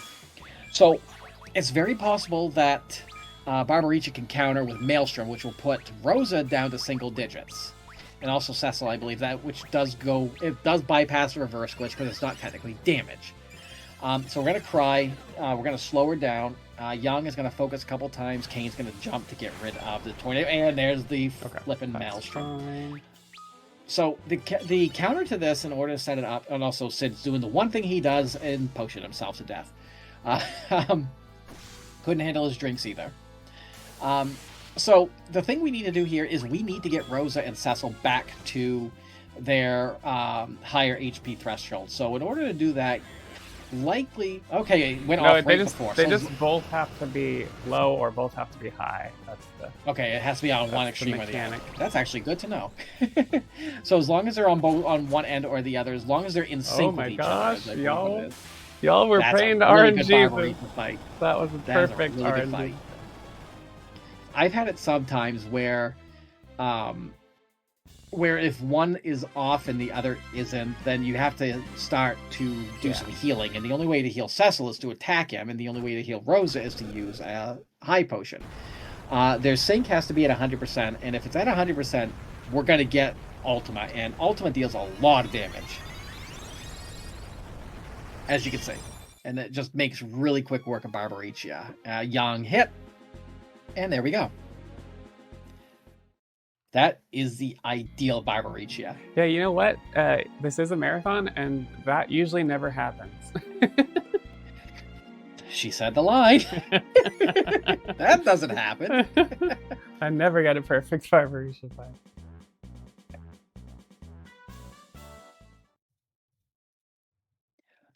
Now I'm gonna edit my notes because it's like, okay, as long as they're both close to each other on HP, it'll work. Okay. Yeah, the problem with Maelstrom is like sometimes one is high and one is low, and that's when you're like, oh crap. Yeah, and that's when you kind of need to do some damage control and like, and you need to be quick about it because Barbaricia can also counter with lightning. Yeah. And that hurts. Doesn't hurt Cecil, but it definitely hurts Rosa. Yeah. That happened to me yesterday, and I was out of Phoenix Down, so I couldn't even revive Rosa. So I was like, all right, gotta reset the fight, and Barbaricia did it again. I'm like, oh, gosh darn it, Barbaricia. Yeah. So, and now that we got Young back, we got or not Young, we do have Young. We have Kane back, who's, definitely not going to betray us again. No, of course not. He learned his lesson. He's on our team for good. Just like Rosa. Absolutely on our team for good. And Sid's not going anywhere. Oh, yeah, no. Absolutely not. So we're going to Agart here. We're going to, play hot potato with this stone. And just, throw it into a hole. Taking a chance here. Just, like, let's... better Kane percent. Better Kane percent. Better Kane percent is when he gets adrenaline. Yes, that's when Kane becomes good. But we'll talk about adrenaline later. Yeah, there you go, Death Tales. This makes up for the bad runs I've had for this. Right? All of a sudden you take world record with this run. Let's go. Actually, no, you wouldn't take it. You would take it with better Bahamut percent. I was like, I forget we're on a different category. Yeah. Today. And watch, even you'd get a time that would break even any percent with this category. So, right. Yeah. Bahamut on it. So we got a little bit of some cutscenes going on here now, as we've entered the Underworld. Not to be confused with the Underwear, which is in Super Paper Mario. Excuse me. I have not played that game in forever. Also, we decided to kind of fly right through a battlefront here. As one does, absolutely. Yep. Sid, you may want to get those glasses checked. It's like, you don't... If you can't pass the eye exam test, you shouldn't be flying an airship. Just saying. Yeah. I mean, the prescription on those goggles must be expired by now. And look, we know he's an adult because he has a mustache, but he's really an adult because he's got a beard. So it just means he's older. So, yeah, we don't have this airship anymore, for now. Because, everything's just for now in this game. Nothing's ever permanent unless you're Tella. And then that's permanent. So, we're not setting anything up here, even though we do have a couple boss fights coming up. There's no point in it. They're both kind of scripted a little bit. This next fight's really easy, but if one thing goes wrong, then we just have to watch this cutscene over again. But we're coming up on Calabrena, the creepiest doll to ever doll. And unfortunately, we don't actually see the full big doll. Ideally, I hope we don't. Well, actually, if it does, if we still don't see it, because we will usually reset as soon as we see the words Yeah. they are merging. So we're So not going to see it, thankfully. so fun fact, maybe I shouldn't say this right now. I have never seen this doll except for when I play this casually. When I was practicing yesterday, I had it happen. I didn't get the second attack off in time. Nah. So you may remember we bought a couple of blue fangs when we were in Baron. We're going to use those now. And we need Cecil to be one of the ones to use it, if I recall correctly. Cecil Yes. needs to use one, and then Kane or Young could use the other. That gives us enough damage to take out the dolls without them merging. But we still need to make sure we get the timing right. So there's Kane with one, and getting Cecil set up with the other. And the first one will get rid of the front row, and Cecil with the second row. And that's Calabrena. Easy, first try. Absolutely. Yeah. So now we got Golbez coming up after this, and Golbez isn't too much of a problem here. There are a couple things you can do to kind of speed things up a little bit. But this fight's really not all that dangerous. It's literally just a couple moves. The thing we need to do first is we need to set up Rosa and Cecil for twin cast. That's going to deal a ton of damage, and especially at full sync. When the cast for twin cast gets around 40% of the way there, we're going to have Kane jump. And what's going to happen is that twin cast is going to go off and Kane's going to immediately land. And when that goes off, Young is going to go ahead and hit Rosa. And the only reason we do this is to save an animation when the dragon comes out. So we've done enough damage to Golbez. We've pretty much done enough to finish him, but because of story reasons, we got to go through this. Yeah, Ultima just does most of the work for us in this fight. So, we get hit with Binding Circle, and then he summons his pet. And, yeah, literally, Young punched Rosa. Bye, Rosa. Yep. Hashtag Team Rosa. Team Rosa forever. Nope. Team Rydia is coming up real quick here. We are getting Team Rydia coming up. So if Rosa's not dead here, it's okay because the dragon will take out everybody but Cecil anyway with Black Fang. But we save ourselves the animation by having Rosa on the ground first, so we only have to worry about two of them here. Young's fists are equal opportunity. So at this point, you know how it goes. Miss Dragon comes out and wipes out the dragon, and Rydia shows up in her new outfit and also very much older than she was previously. And depending on what happens here, what Golbez does next is going to determine what we do. And we don't want to see Drain. Drain's a little bit slower, but after the barrier shift, he's going to cast something. And there's Bio. That's fine.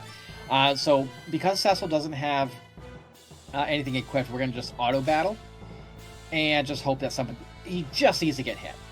And that's basically the faster strat anyway. If Cecil still had his sword on, then he would be healing Golbez with that hit. Yeah. Which I always forget to unequip it. Yeah.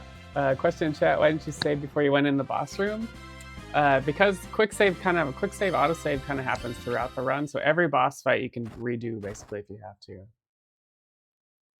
Yeah. So there's only a couple that are worth quick saving on, and which the next boss fight is one of them. It's Rydia. She's back. She's all grown up. I will not knock Team Rydia, but I still am Team Rosa forever. Chat, Team Rydia, right? Let's hear it in chat. Team Rydia. Let's hear it for Team Rosa. Come on, let's go. As we get our best character in the game is Rosa.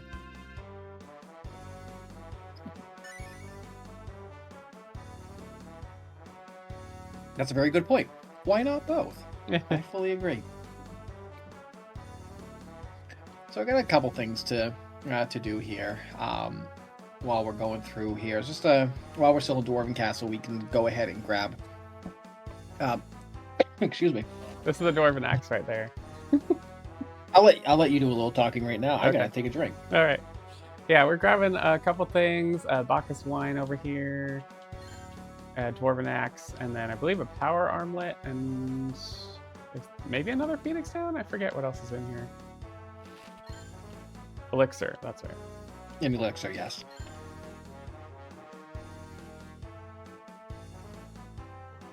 Sorry, my dinner just arrived too, so. Oh, yeah. Yeah, after that, we just make our way through the Dwarven Castle, the maze that is the Dwarven Castle. Yeah, I always get lost here for some reason. Don't ask me why. I don't have a GPS or anything. Yeah, it's confusing. Listen, as a dwarf, I gotta do things confusing. I understand why they built it like this. So, Jerika's gonna go ahead and make her way to the Tower of Babel. She did. She picked up a Bacchus wine on the way up, and the power armlet. The power armlet's going to be a godsend coming up. But I think we only actually use it for like 2 fights. Yeah. Or a couple fights. I forget we have it for the doors too, but. Well, not anymore. Not on this one. Really? But we will use it on the behemoths, though. Okay, so there's more fights. Yeah. See, this is what happens when I've only read the notes up to Asura.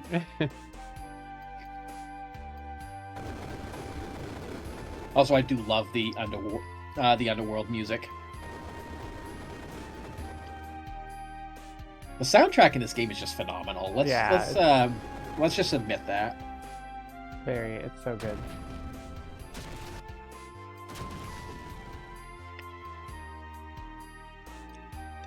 So we got our first dive into Tower of Babel coming up, and we are going to pick up from the second floor. We're going to pick up the Green Beret, and this gives an HP bonus to whoever equips it.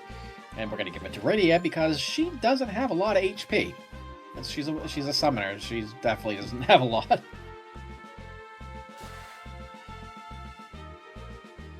Other than that, we're just walking. Yep. But we're coming up on Lugay. You could probably talk about the Manip if you wanted. Oh yeah, Lugay. So this is the other fight in the game in which we use that program to do a manipulation on to change the time settings to set everything up right. Because Lugay's another one. If you didn't have the manip, you're not gonna like this game. Yeah. And so, excuse me. There's Lugay's also a 2-part fight, so that means we can't utilize reverse faith. I mean, we could for the first fight, but then the second fight is a lot more dangerous, and the one we really need to worry about. So with the manip, this will get set up in such a way, and Jerika will showcase this momentarily. Excuse me one moment. I gotta, as my cat just walked in, and she's going to immediately scratch the furniture because that's what she does. But so right at the bottom of this bridge, she's going to go ahead and do her quick menu, put the Green Beret on Rydia. Going to use a tent on Rydia, Rosa, and Cecil, kind of just cap them off a little bit. These are the only 3 characters we need alive for this fight. And then she's going to do a quick save, and she's going to close out again and do that manipulation. Oops. Oh, gosh darn it. Best music in the game right now. Sound of Silence. Well, we might not get the manip here. Let's see. I misclicked and didn't hit the button the first time. Well, if we don't get it, you can at least showcase what it looks like when we when it doesn't When we go right. don't get it. Yes. So as soon as it loads, immediately hold up, and we're going into the Luge fight. The first fight's fairly simple, but we kind of still need to be quick about it and to hit things in a certain way, and we need certain things to happen. It looks like the RNG's fine. Or excuse me, it looks like the ATV's where we need it to be. So this is a really quick fight. It's literally just Twin Cass and Rama. And we don't want to see oil. Yeah, I saw that the other day for the first time. We want Rama to go first, so that's the wrong minute. All right, so yeah, if Rama doesn't go first, then likely we're going to see oil. And so... I think I got it that time. Sorry, I'm just praising the broccoli that my wife made. It's delicious. Oh, no, my controller is not. Uh-oh. That's never happened before. Hello, controller? All right, let's try it again. Let's get all the bad luck out of the way now before we actually have a race. I know nothing about broken controllers, just saying. Mm-hmm. Me, who has broken 3 Genesis controllers just speedrunning Landstalker. Me, who has never broken a controller before or after, and ever again.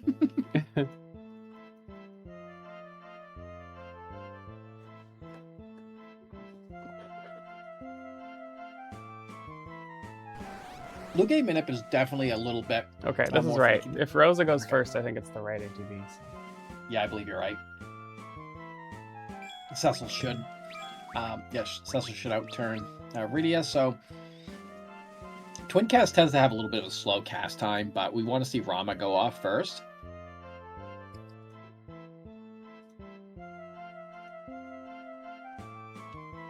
Like so. And...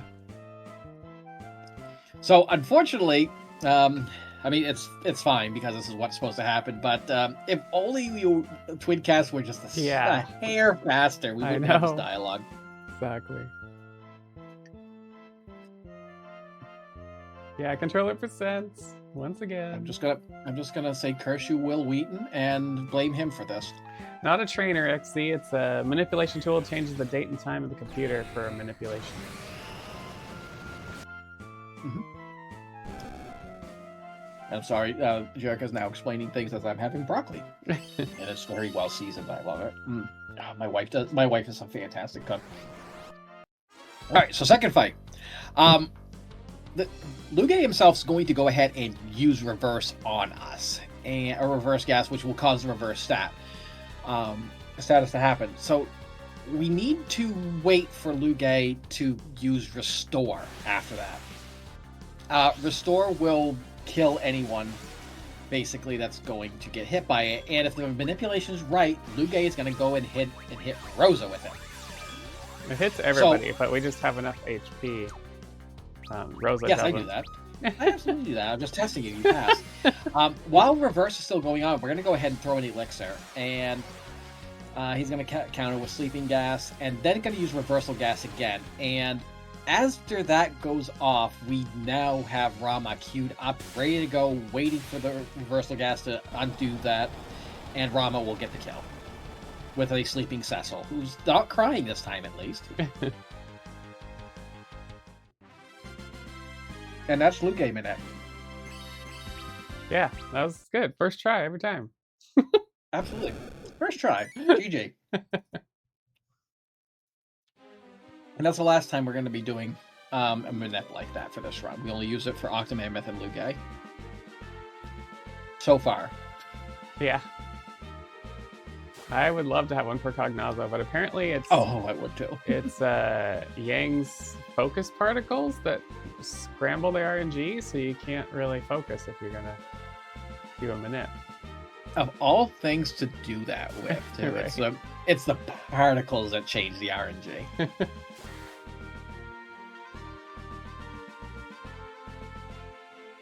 And just making our climb back down and going into the room now that we got Luge's key. And just gonna have an easy fight here coming up anyway. Nothing really fancy to worry about. Don't walk all the way out of the castle though, like I've done that before. Oh yeah, that's it's like, huh? Why didn't I fall into this hole and go into? Oh, I forgot to do this. So yeah, this is basically Cecil. Just have Cecil defend a little bit, and Rydia can just hit whatever multi-target summon you happen to land your cursor on first. Usually Shiva is what I end up with, but Shiva gets used quite a bit in this run. Yeah.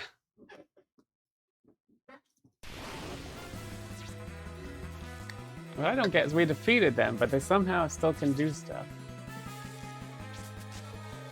It's a self-destructing particle.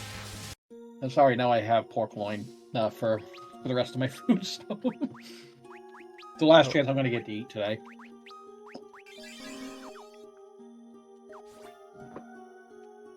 Alright, so we're just going to head out of the tower, and we're going to end up going back to the surface.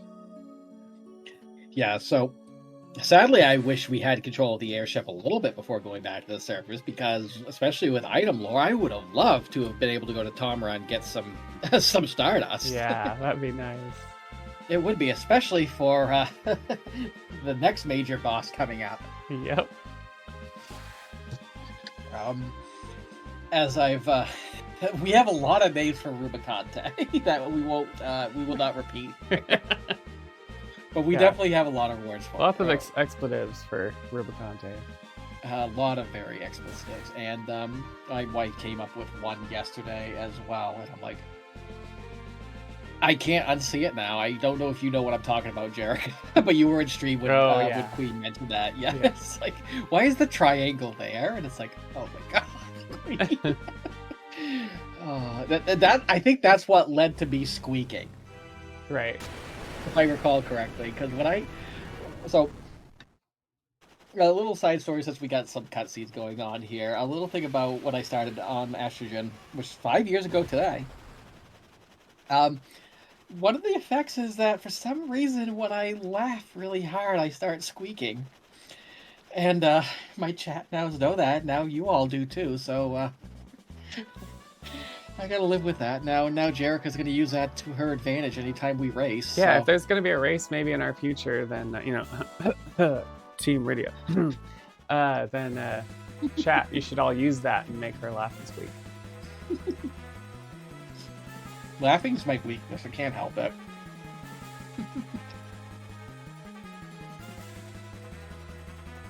Sid just happens to be there to save the day too. By the way, I think he finally got his prescription renewed. And he flew us back to the surface. Which, then, you don't... Oh, go ahead. And then he, bombs away. Yeah. He's like, well, they're going to just follow you. Let's just go ahead and, I got this TNT here, and just jumps off and uses it. I'm sure he'll be fine. Yeah. I'm sure he's just taking a really long nap right now. So basically Sid tells us, hey, go check out some of my engineers and talk to them, and we're gonna get some enhancements to the Enterprise to allow us to get the Lowrider back.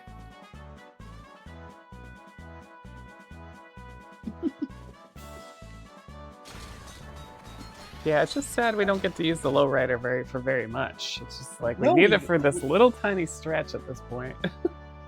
I mean, if we were getting like adamant armor and stuff, then sure. But yeah, you don't need that as a speed run. Literally for just one moment. So we got the hook now, which means that we have on the Enterprise. We can just go ahead. Hey, it's our car. And now we're just gonna fly towards Evelyn. See, Edward never saved us from falling in lava. No, but he did potion us so we didn't die against the Antlion. And also, Edward did play the harp, which made sure that we could beat Dark Elf. Yeah, and he gave us Bard Song. Arguably one of the best augments in the game. True. Next to Cry, of course. Cry just for the animation. Yes, crying Cecil never gets old. I'm just saying that right now. Edward played the harp. No, he did not play the harp. That's what Adol uses in Easter egg to heal himself. He uses the harp, not an herb, a harp. But lava. It'd be more noble if Sid just wasn't taking a nap at the end of it. You get hit by a bug that's on you. Listen, Edward is always going to be a tier above Sid for me. Not much higher, but, you know, just a little bit. Sid fixes our ship. Can Edward play the harp? No. Sid fixes our ship like 2 times. Details. You wouldn't have gotten to that point if Edward hadn't saved us.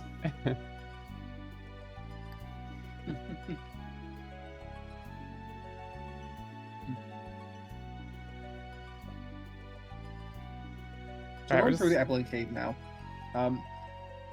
Taking a little side passage here to get a couple of elixirs, which we are going to need these for an upcoming fight later. Not going to need them right this moment, but they will come in handy later. And we're just going through here, and we get introduced to our good buddy Rubicante. Good buddy. Oh, we love this guy. We absolutely... Rubicante is the best. Look, he even heals us before he fights us. How nice is he? Such a nice guy. Very benevolent. Very, very.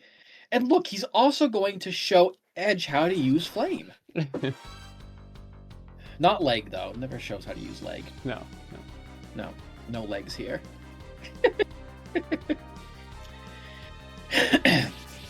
Listen, I wish my legs were that toned, okay? I'm a chonky girl, if you couldn't tell.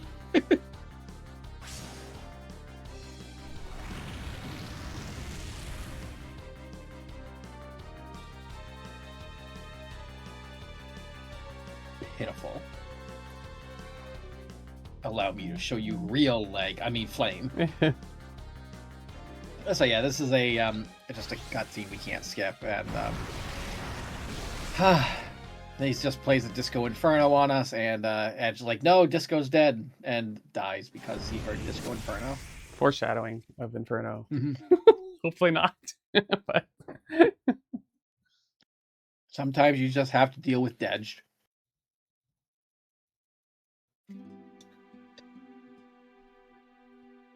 So we get technically our last character. We now have our full party, and no one's ever going to betray us again at all, right?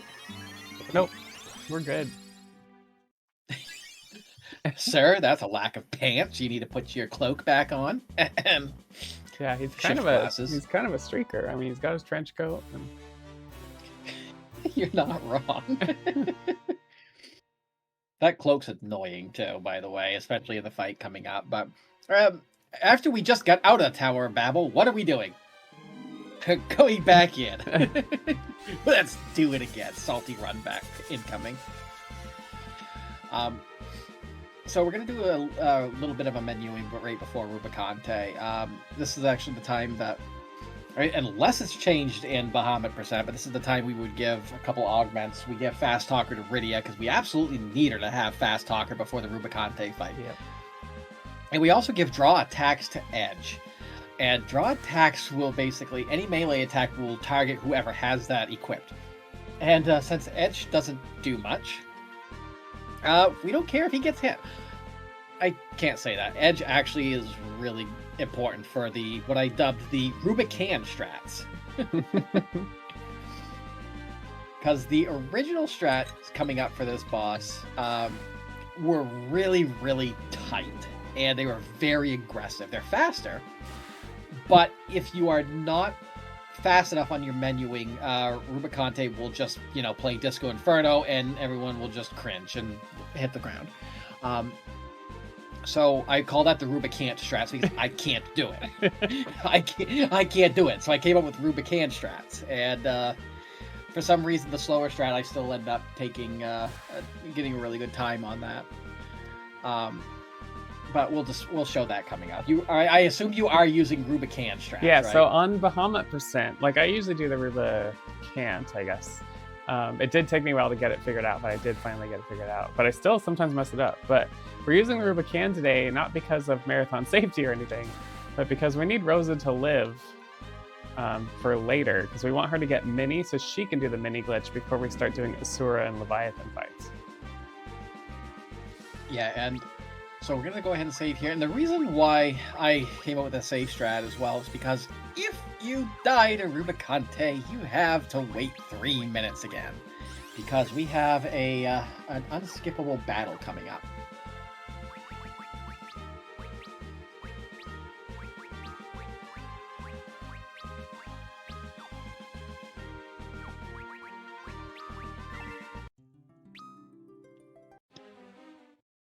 And that's also why we can't use the mini glitch here for Rubicante. It would make Rubicante so much easier. Yep, if we could do reverse, or if we could just do reverse here, this fight would be free. But because of Ma and Pa Eblin, we can't do it. And so it basically makes Rubicante, in my opinion, when I run this, if I can get past Rubicante, the rest of the game is fairly safe. Couple things can still go wrong here and there, but not like this. Dying to Rubicante is very detrimental for a good time, just because of these two people, these two very pleasant people who are trying to, murder us right now. If it weren't for these two, then it wouldn't be so bad. But it's also, if it weren't for these two, we wouldn't have a nice bathroom break on this run. So there's that. That's right. Bathroom, hydrate, have the rest of your pork loin, whatever you have to eat. Yeah. Broccoli.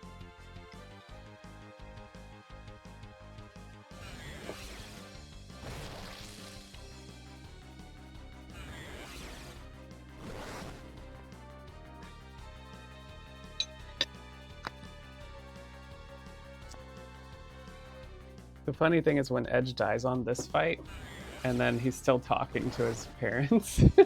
Oh yeah, especially in cutscene percent. Yeah. I love the voice acting in cutscene percent. Alright, I have finished my food. Thanks for buying me that time. Just in time. I know. Rubicante is not detrimental to a good time. It's for... Jumbo. I'm rolling my eyes at you right now. At least I'm not rolling my R's. I'm not Canadian enough to do that. So, yeah, right now it's... again, this is bathroom break, basically. I'm not the one that said... Jumbo, calling me out like that. Let's come on. That's it. We gotta run East 3 again. That's it. Calling it now. It's on. Lava skip and all. It's on. So yeah, I'm gonna try and talk through this as Jerica does everything, as she's doing a fantastic job. This run's going super well, and depending on how fast she is, we may even hear Edge cry for a minute. Like so. Alright, Rubicante. There's a lot that actually needs to happen here. The first thing we need to do, and Edge usually will go first anyway, we need Edge to steal, because that's how you close this cloak.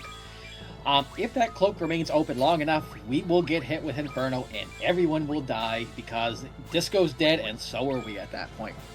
Other than that, it's the standard setup here. Kane, we're going to go ahead and have Kane weaken himself a little bit because, again, we're not going to get hit with Inferno. Otherwise, we would probably be fine with that. Standard setup, Cry. And actually, not even standard because we're not using slow. But Cry, and then we're going to go ahead and Twin Cast. And while Twin Cast is going one, we're going to start queuing up right there. As soon as he opens his cloak, we're going to queue up Shiva. Ultima's going to hit. Deal massive damage, and that's going to be the one shot there on that. And Shiva's going to come out. So when Shiva comes out, Rubicante is going to counter with Blizzara on himself, and by doing that, he's going to damage himself. So we want Shiva... we want to get 2 Shivas off at this point. And while that happens, after the second one, Edge is going to steal again, after that Blizzara and close that cloak up. In the Oh, I Rubicant missed strat. it. Oh, Was not fast enough. oh. Well, for all of those who loved the skip between Ma and Pa Eblin, we're doing it again. Oh my god. It was Again. just just a tad too slow on the Shiva, I think. And this is the safe strat. Yeah, exactly. The difference with that is in the aggressive strats is that you try and get 3 Shivas off before Inferno. You have Rosa cast Shell on Rydia, and then after that last Shiva, you have Rydia defend and hope that she defends long enough before Inferno goes off. It wipes everybody out, and then when Rubicante closes his cloak, you use Dragon or Mist Dragon, and it finishes him off. But it's really, really tight. This is a safer strat, and usually right before Shiva gets out, you'll queue up Edge to steal, and Shiva will hit, and then Edge will immediately close that cloak. I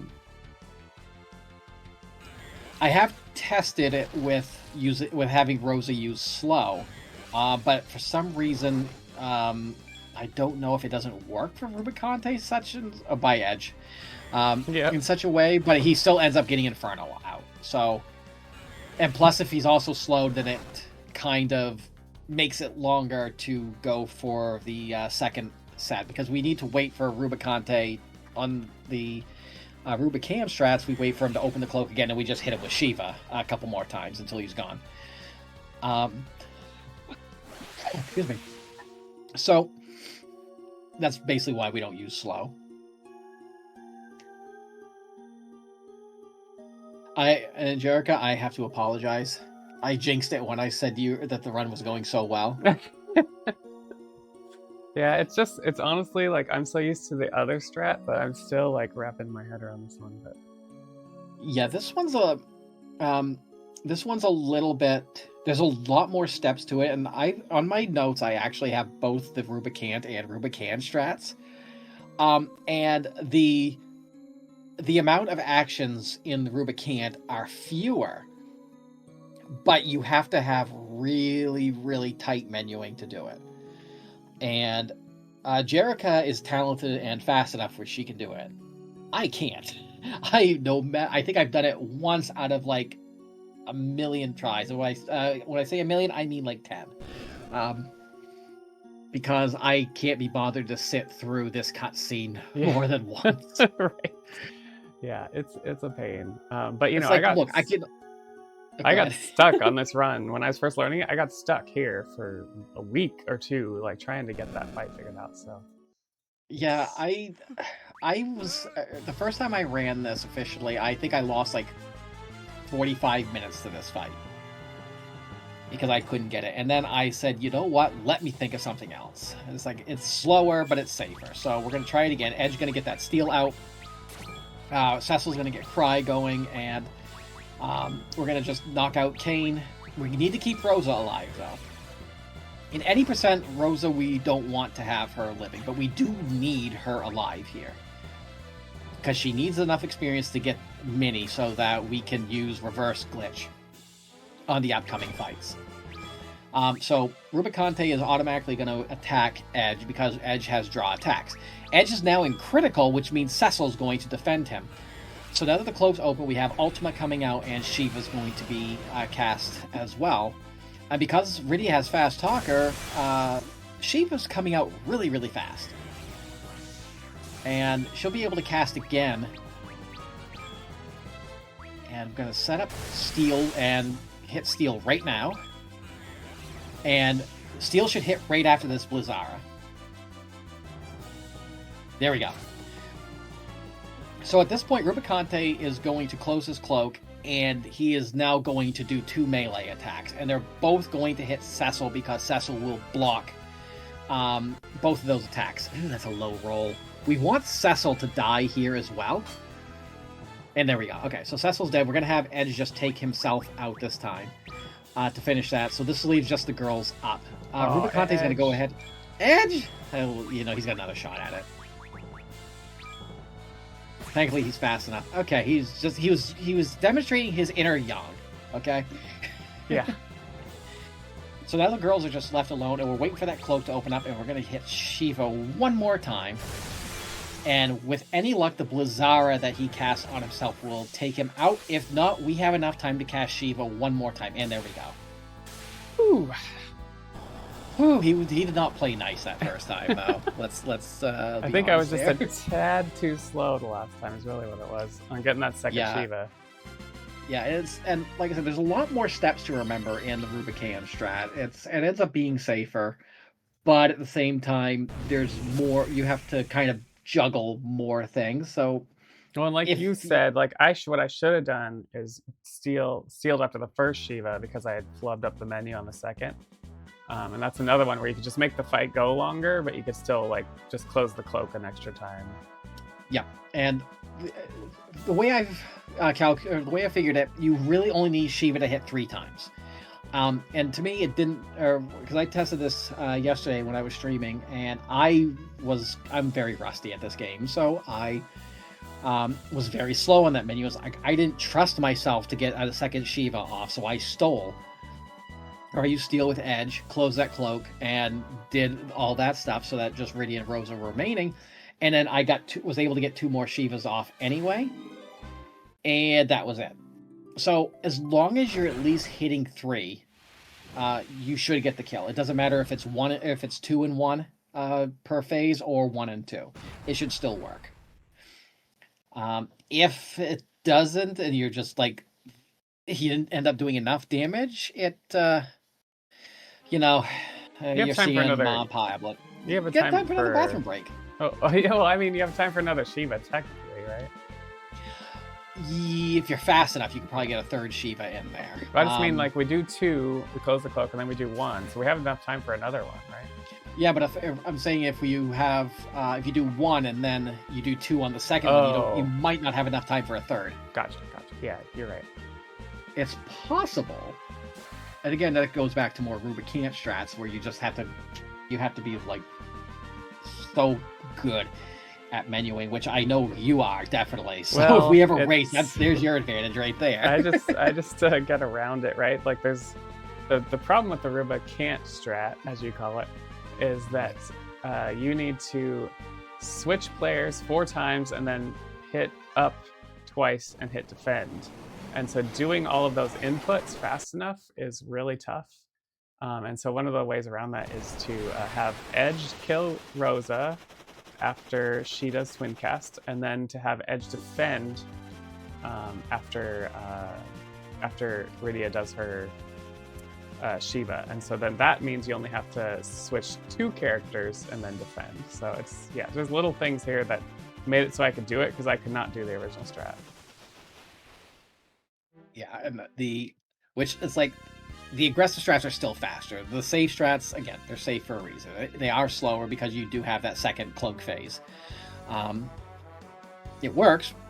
It's just slower. So back to Dwarven Castle, we're gonna go ahead and just buy a few Phoenix Downs, safety, because it's very well we could use those. And gotta definitely make sure to remember to talk to the to Sid here. So we talked to Sid, and we actually get his augments now.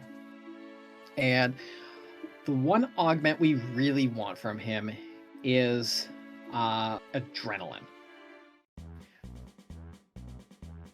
And adrenaline, well, of course he's going to upgrade our ship first, but adrenaline is one of the augments that makes Kane a beast. And do you want to explain what adrenaline does? Yeah, so it essentially makes it so if you are in crit, then you will do a lot more damage. Yeah, and being in critical HP in this run is easier said than done in one of the fights, anyway. Very, very much easier said than done. For Demon Wall, we basically will utilize adrenaline in 2 fights. I don't think you actually do. it may be different in Bahamut percent, but in any percent we utilize it in Demon Wall and Zero Miss. But I guess I'm gonna learn some stuff today because I have not seen what the strats are for Bahamut yet. Yeah, the Behemoth and Bahamut, we actually take advantage of Adrenaline and Kane along with our Stardust. See, what do I know? If I hadn't have had my stream have to get cut out early yesterday because of me forgetting that I put item lore on Tella by the time I had gotten to the save. I actually, for the sake of like learning and everything, I had to get Cheat Engine and hack item lore back into the game so I can actually use it and learn it. So that's what I end up having to do because I didn't want to, make saves throughout the rest of the game again. Right. That was fun. But talk to the king, get the key. And now is when we're actually going to start doing a little bit of a divergence in where Bahamut percent goes different from any percent. So we still go to Tomra.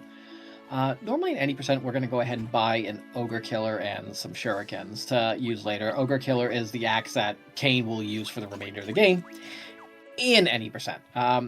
We don't get that here because we buy Stardusts, and Stardusts are so much fun. Also selling off all of Kane's gear, so we have a little bit of extra money.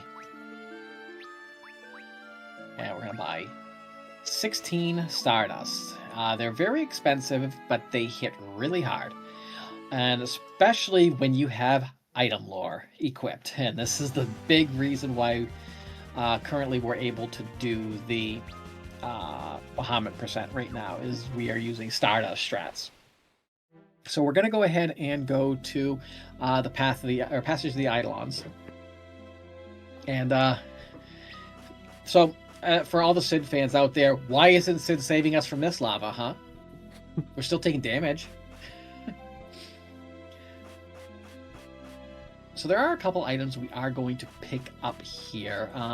Taking damage right now doesn't matter, and also right now, if I recall correctly, only the girls are still alive. The boys are still taking dirt naps. Yep. So we only have Rosa and Rydia alive right now, and by the time we're done here, they're going to be at 1 HP, which you would think that would be cause for worry, but it's really not.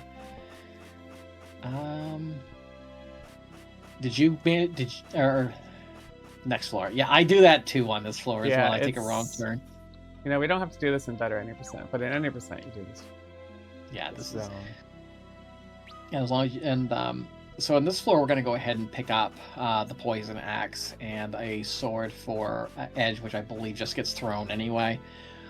But since we didn't pick up the ogre killer, the poison axe here is what's going to be Kane's weapon. I think it's stronger than the ogre killer, but I'm not sure. So that should help with damage as well. We don't get this in any percent because we don't come here. And it's a little out of the way to get it here. And even though it is stronger, it's not worth the time to take to get here compared to how much extra damage Kane would be doing with it. So we've come up to the Fey March. At least I believe that's what it's called in this version. I don't know anymore. Coming up here, we're going to buy a couple more items, and I believe those items are the 3 light curtains and a Hermes sandal.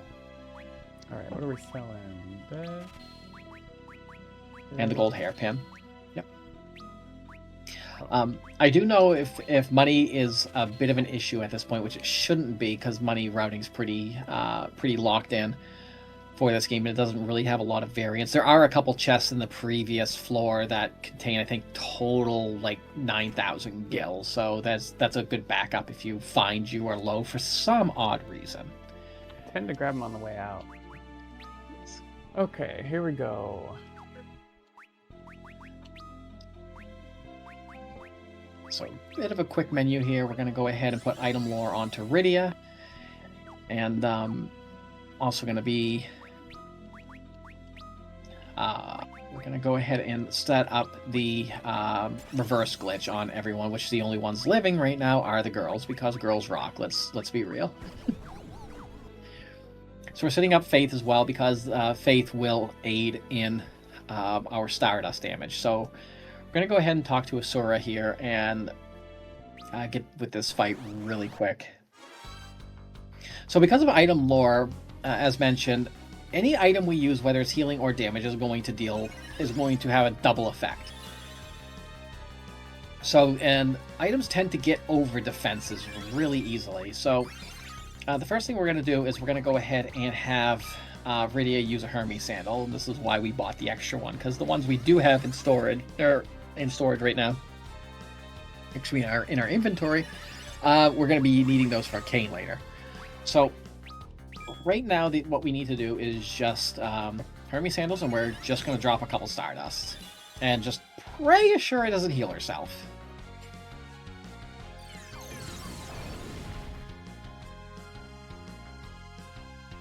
That's low. Oh. Did you forget to equip? Yep. I was like, so yeah, without item lore. Yeah, so you still do need to assign item lore on there, and you're gonna see how much damage the difference is. So this is educational. We get to show everybody what it looks like without it actually equipped on the inventory. And it goes over attack.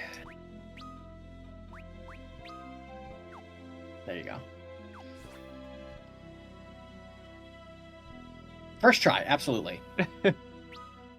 So yeah, roughly around, it's going to be roughly around half of what we're expecting. And the fight could still be done without it, but we'd be using up a lot more Stardust, and it would just take a lot more time. And she would heal, and yeah, it's not good. Yeah, so we'd be burning a lot of resources at that point, and it's just quicker to reset at that point.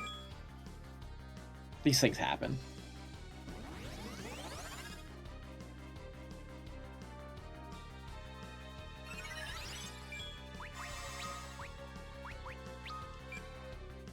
And you're going to see the massive difference right now.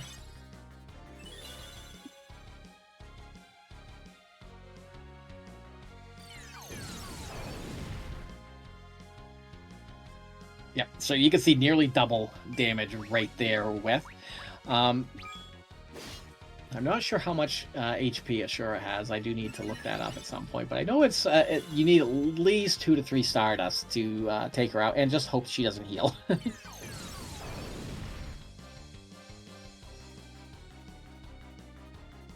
A couple low rolls, it feels like, but I also think Asura has some higher defenses. It's because this first fight, I think Rydia's not high enough level, and then the next fight she does full 9s, I think. I knew that too. You are just testing you, absolutely. you passed again, Jericho. Wow, you're so smart. You are amazing. And there's Asura. All right, should we try mini-toading just Rydia for this? So this is where we're still in experimental phases. Yeah. I'm gonna pop out for the autosave, and then... Yeah, I would... Having Rosa dead here at this point isn't bad, but we need to make sure she gets haste out before. If it doesn't, you could use a Hermes Sandal and just buy another one. True. If that fails, but mini-toading just Rydia right now would probably be beneficial.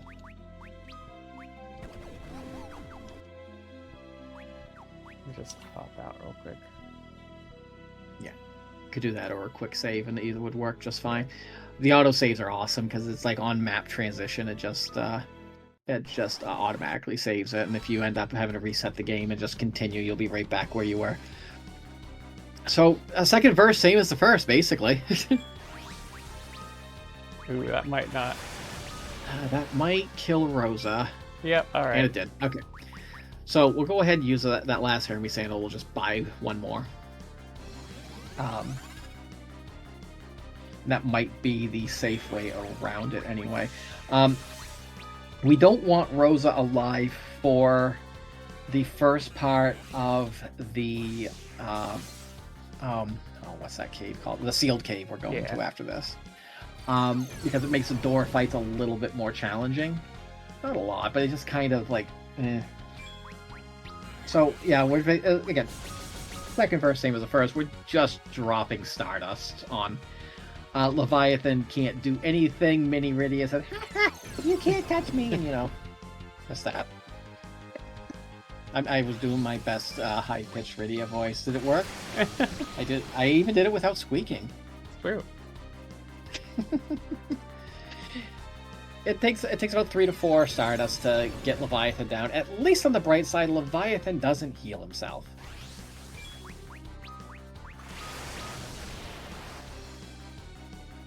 But we still need a little bit of luck to go our way.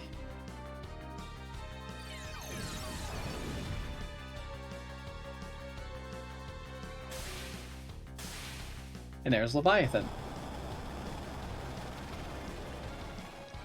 I'm in danger! Giant sea serpent. Itty bitty summoner. Rydia channeled her inner Lalafell. Hashtag Team Rosa. Alright, so there's the little bit of the divergence done with that. So we'll start equipping Kane because we definitely need to start getting ready for Sealed Cave at this point. My notes kind of come back around on this one. It's a little bit of a side thing here. And yes, you do need to buy one more Hermes sandal. Thank you, Brave Hero. Thanks for the reminder.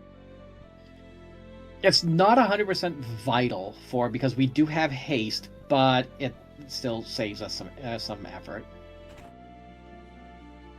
Oh yeah, do we even really need it? We might not. We use it on, and I don't know if you end up using it on Kane anyway during Behemoths or the Bahamut. So you may not. Yeah. I just know we use that. one. I think we use it for either Demon Wall or Zeromas, which I honestly don't even know. We may not need it. This is still an experimental category.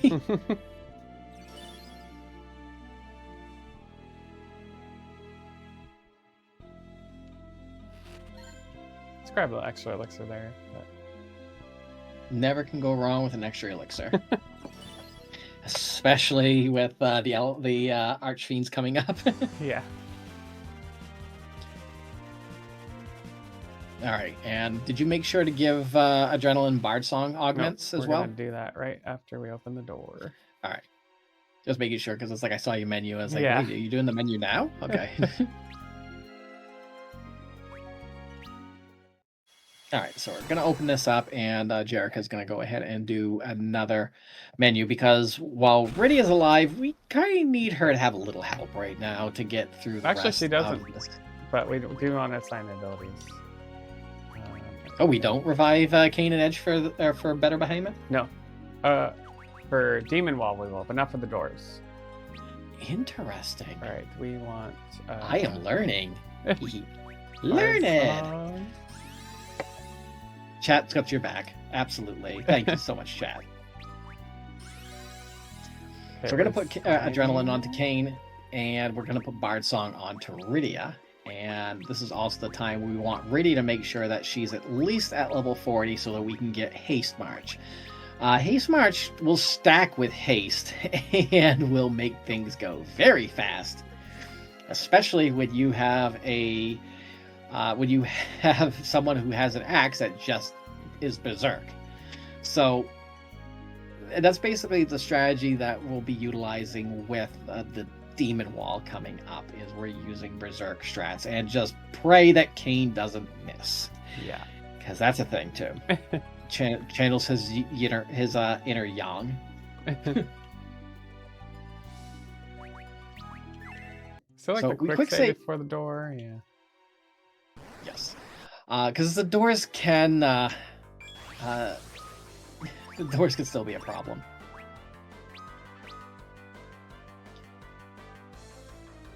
So the strategy here is to keep the guys dead and using a light curtain. So when 9th dimension hits, it's going to reflect, and you read it. It's a death. Okay. See, that strat's kind of fun. That's why you're using that strat. Okay. Okay, I see now. I Since see. we're That's in the very Fey Marsh, smart. I was like, let's grab the Lunar Curtains. That's what we do in any percent.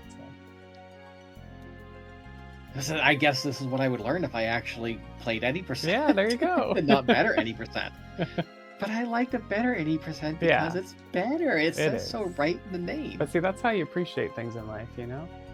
This is true. I watch people play different category I don't want to play. Easy. That's how I easily appreciate things.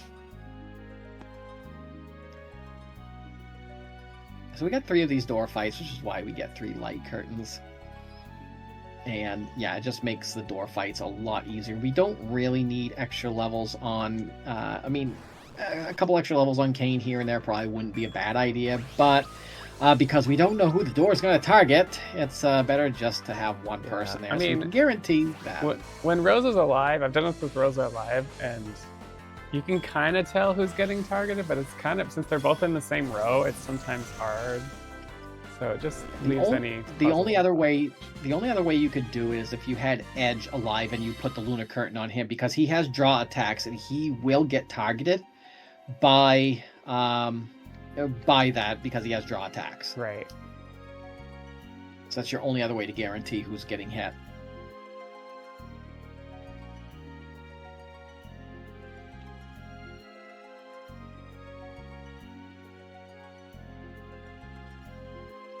Bit more walking through. This is the absolute one dungeon I hate going through because you have to walk out of it too. Yeah. Because there's a cutscene at the top, you can't actually teleport out. This is shamefully my first time seeing this version. Amazing how much it looks like the original while also looking so different. And that's one thing I think I like about this version as well, is that it still feels like Final Fantasy IV. Even though it's been prettied up, and this is something that I will give a credit to this 3D version compared to the Final Fantasy III 3D remake, which that feels like an entirely different game, even though a lot's still carried over. 3 feels different because of how much more difficult they really made the bosses in that. There's also a few... The classes also are treated and act a little bit differently depending. But this to me still feels like Final Fantasy IV.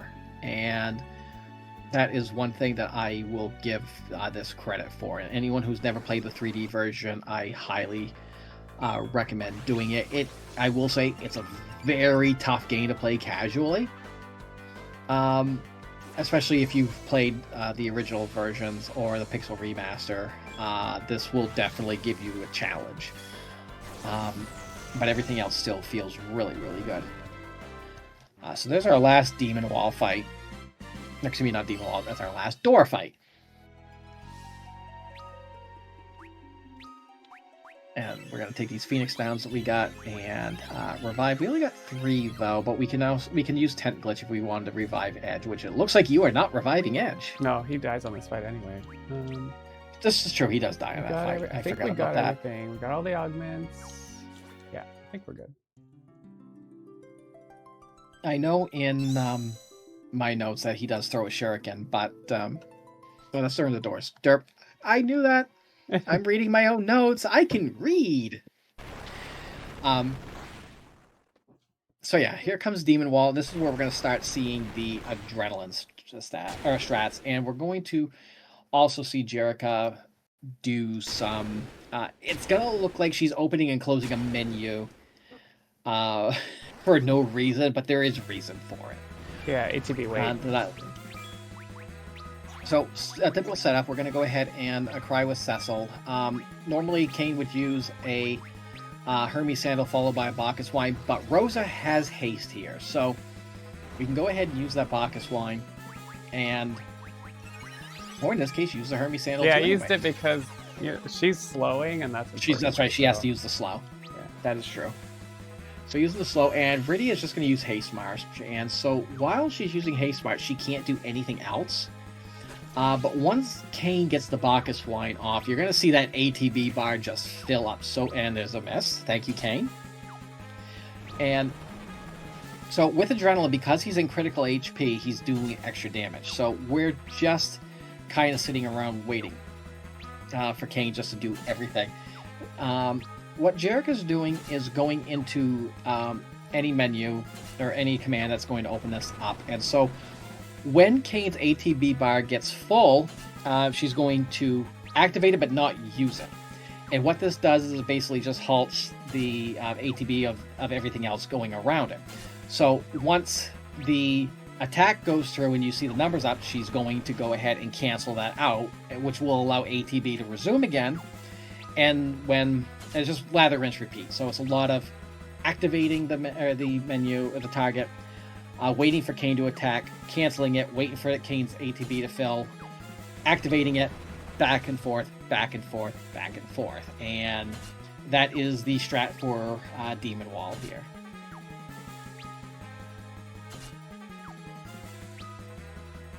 Poison Axe doing a significantly more damage than Ogre Killer. Actually, I don't think it is.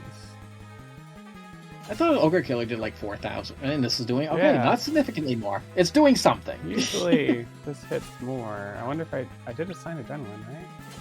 You did assign Adrenaline. I think it's, and there's the Demon Wall. Or it's his level. Does Ogre, is it a property the Ogre Killer has? No, Poison Axe just does more damage. So I think maybe it's because we didn't get Kane as many levels because he wasn't in the door fight. That could be the other one, because he was on the door fight, so he didn't have the levels. So he's a little bit weaker, and that's probably where that is. Not a huge deal. There's not really any other opportunity where you could get him some extra levels unless you revived him for Leviathan, but that'd be it. Yeah. The important thing is we make sure we unequip Kane at the end of this. Yeah.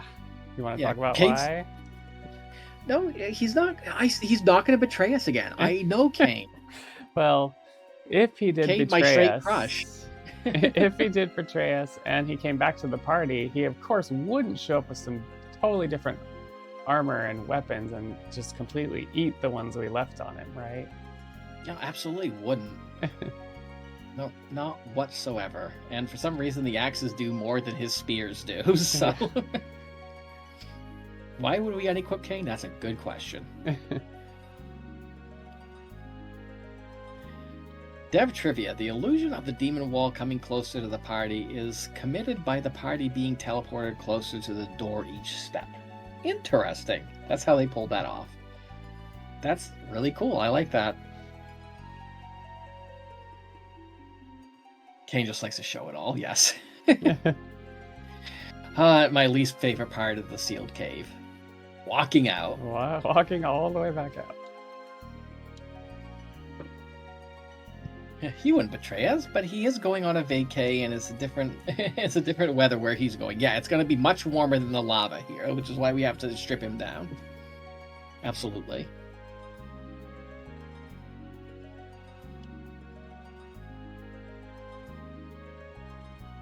Kane also has to pick up milk. Yes. And scratch tickets, so. I'm sure he'll be back.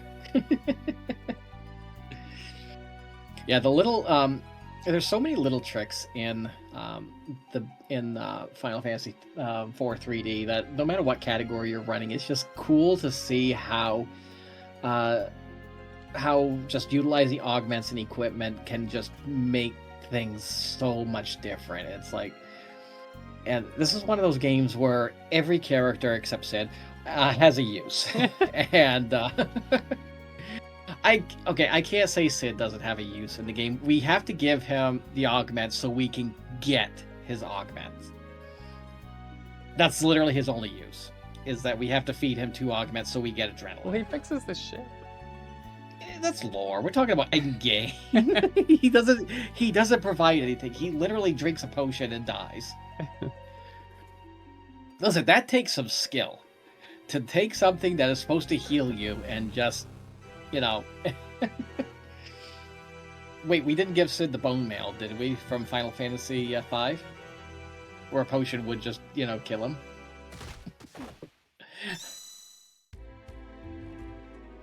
The Sid, you have a use because you are the Sid. And you spell your name correctly. It's just like when people try to spell, I say my name's Ariana, they try to spell it with an A. I'm like, no, it starts with an E. That's why you can't find it when you're looking my name up. I'm like one of the 3 people in this world who spell my name with an E.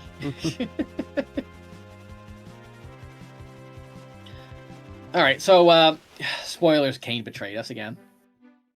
Who would have saw that one coming? Dang it! I really thought he was gonna not do that this time. We thought he was reformed. I know, right?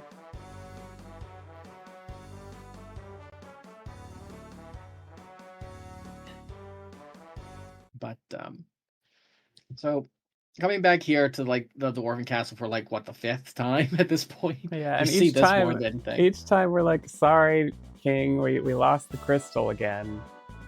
You know? Yep. It's like, the Dwarven King's like, why are we sending you? You failed 5 times already. Exactly. Your niece and name starts with an A. The name Ariana is just pretty, no matter what spelling it is. But I'm weird, so it's with an E. Kane is a pain, yes. Especially when he doesn't hit. Where did Kane go with the crystal? He'll be back. Let's just wait till he gets back. Cricket, cricket, cricket, cricket, cricket. Throw all the forests and remakes of this. Surely this time he doesn't betray us. Absolutely. This game was rewritten so that Kane doesn't betray us this time. Believe it or not, it's actually Tella that comes back to life and betrays us. Sorry, spoilers. We've been skipping cutscenes all along. Tella comes back to life after this. Is that thing that speedrunners lie? Us? Lie? What do we... No. Listen, I'm the most trustworthy girl you'll ever meet. If you don't believe me, just ask me. Absolutely the most trustworthy. And the nicest, too.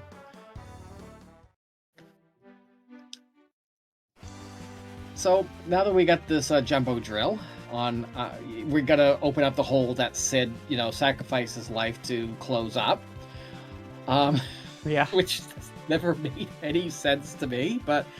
I suppose we got to get back to the overworld somehow because Sid sacrificed himself so things wouldn't chase us, and then we have to get back through it anyway. So can't just climb the Tower of Babel again. Nope. Or go up through the hole that the Tower of Babel sticks out of. I never understood that. It's like there's a giant hole in the overworld where the Tower of Babel meets the Underworld Tower of Babel. Why can't you just sink from there? Right. God. The things the devs didn't know 40 years ago. No, this game's not 40. 35 years ago. God, this game's that old. Well, this game is 2007, I think, right? Right, but I mean Final Fantasy IV in general. But the story, yeah. Is it really through? I'm old. Gosh darn it. I'm gonna cry in a corner now. I'll be right back. Do-do-do. Do-do-do. Okay, I'm back. I'm done crying. That was That's a good fine. cry, too. Somebody hold me. Well, Speaking of crying, here we're gonna get the Lunar Whale. Just in time for the big whale. To space. I always like the notes for this. It says leave and fly to space. Space. And we're soon going to be greeted by the best song in the game. What I entitled the Untitled Goose Song. Oh my gosh.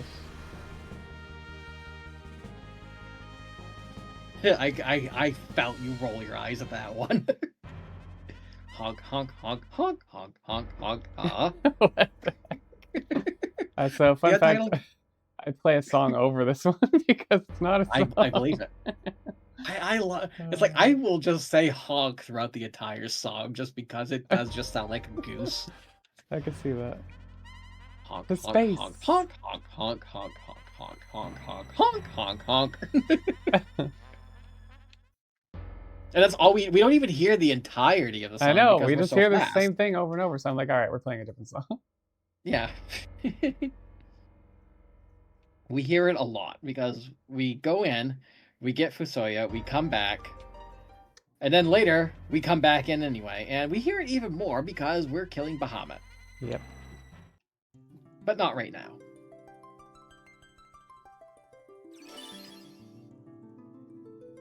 So we have the man with the biggest of mustaches now. So big you can't even see it. Fusoya. Is that what they shout in like Skyrim? Fusoya? I'll see myself out. I'm sorry, everyone. Do-do-do. Do-do-do. Okay, I probably should do my job and actually commentate. There's just not much to talk about right now until we actually do get Fusoya and we just set up Mini Toad. That's literally all he does here. But we will be coming up on a really, really, in my opinion, probably one of the tougher fights in the game. Yeah. It's a safe fight because you are reverse faithing. But there's a lot to remember and a lot to do. And if you miss one thing, you may not have enough damage to finish. Yeah. But I believe in you. Just like I believe in Joe Hendry. It's the timing, too. Like, getting all the timing right. Yes, because it's like you do enough damage and one phase ends and you have to then focus on the next phase and get that set up. And each time you have to, set up a cry. You have to queue up this, and there's a lot of things that you need to do. Sorry, I did say Joe Hendry's name, and look, he's right behind me right now. Thank you, Joe Hendry. Just staring at. Wait, but never mind. That's one of my 2 Alf dolls. They protect me. It's fine. One of them talks. That's probably why Joe Hendry won't appear if I say his name. Capitalism is illegal in space. You have to land on something to do any trading. Yes. These behemoths are so awful. They were made so much more awful in this version. You really need to know how they react in order to get through. Yeah. We'll make quick work of that. Yeah, we will. The Mini Toad glitch owns all, but it can be faster depending on what you do. So we like to do. Well, we'll talk about it later because we're gonna have a big fight coming up here. But... Oh yeah, we got. My fidget spinner just fell. Sorry. Okay, so we get the Giant of Babel coming up, and I probably won't say a whole lot other than we're getting a few items here, just because I really like the music in this dungeon.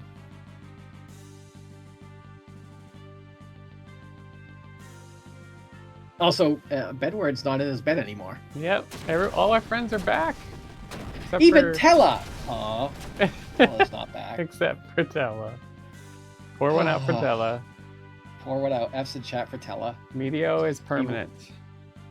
Yeah, Meteo is permanent, but turning yourself to stone is not. Exactly. If you get stoned, you can get out of it. It's fine. Trapping yourself in a cannon room and watching and just sacrificing yourself as it blows up is not permanent. Yeah, it's not. Getting eaten by Leviathan is not permanent. You didn't know that? No. Jumping into a hole and having dynamite in your hands to seal that hole is not permanent. I mean, haven't you done that before?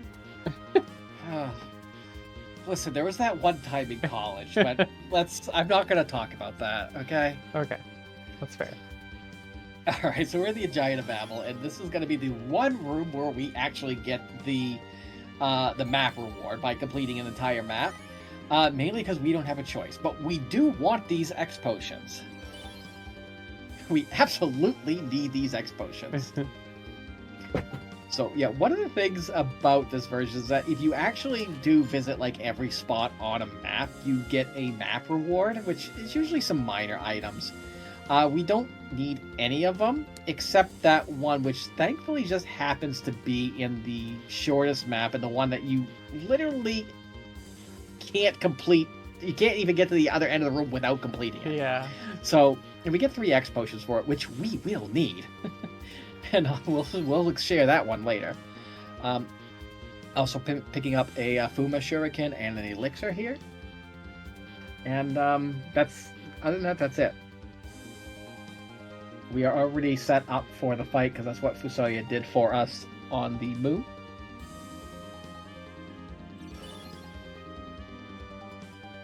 And I friggin' love the music here too. I keep saying that if you just tuned out every other instrument here and just let the trumpet play, it's a sad, sad song. I listened to it with just the trumpet, and it's like I wanted to cry because it just felt so sad. I could see that, yeah. It is kind of a somber tune. It is. I mean, the rest of the instruments in it make it work like really more aggressively. But anyways, let's go the Archfiends. So each of the Archfiends have 25,000 HP, and they are one after the other. Hi, Laurel. How are you doing? So we're going to set up and immediately use 2 elixirs on Scarmiglione. I don't speak Italian. Medice. As I call the Metis ability in Phantasy Star 4, now I call it Medice. So we're going to use a couple of elixirs. And we're going to, at least according to my notes, Cecil's going to cover Edge, because we kind of do want Edge to stay alive a little bit here anyway. Fusoya is going to put haste on Rydia, because we're going to use a lot of Rydia's abilities here. We're going to start queuing up Twin Cast and Blizzaga from Fusoya at the same time. And while those are in queue, Edge is going to throw that 3rd elixir. Oh, I think it worked. I was like, did I make it in time? Yeah, you got it. So as this happens, Ultima, Blizzaga, and Shiva are all going to hit. And it's going to do a ton of damage. Edge is going to throw that Fuma Shuriken, and we're going to get through Cagnazzo like really fast here. While Edge's counter is queuing up that, we're going to go ahead and queue up Cry, we're going to queue up Miss Dragon, and we're going to queue up Meteor from Fusoya. And once the Fuma Shuriken goes off, that's going to trigger the transition for Barbaricia. At this point, Cry should hit first, which is what we want. Dragon's going to hit immediately after, because Rydia is a fast talker. So we got Dragon hitting up. Soon? I think you should be fine. No, Cry did hit, so you should be fine with that. Dragon hit. Meteor should be coming out next. Okay, making sure. So, at this point, Meteor's going to hit, and we just want to keep spamming Dragon with Rydia 2 to 3 more times until Barbaricia falls.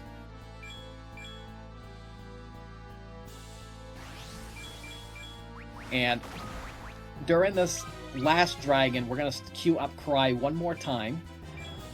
And at that point, Cry will hit Rubicante. We want Rosa to use slow on Rubicante at this point, and Fusoya is just going to start, is going to queue up Blizzaga. By the time Blizzaga gets nearly to its full cast, Rubicante will go ahead and open up that cape.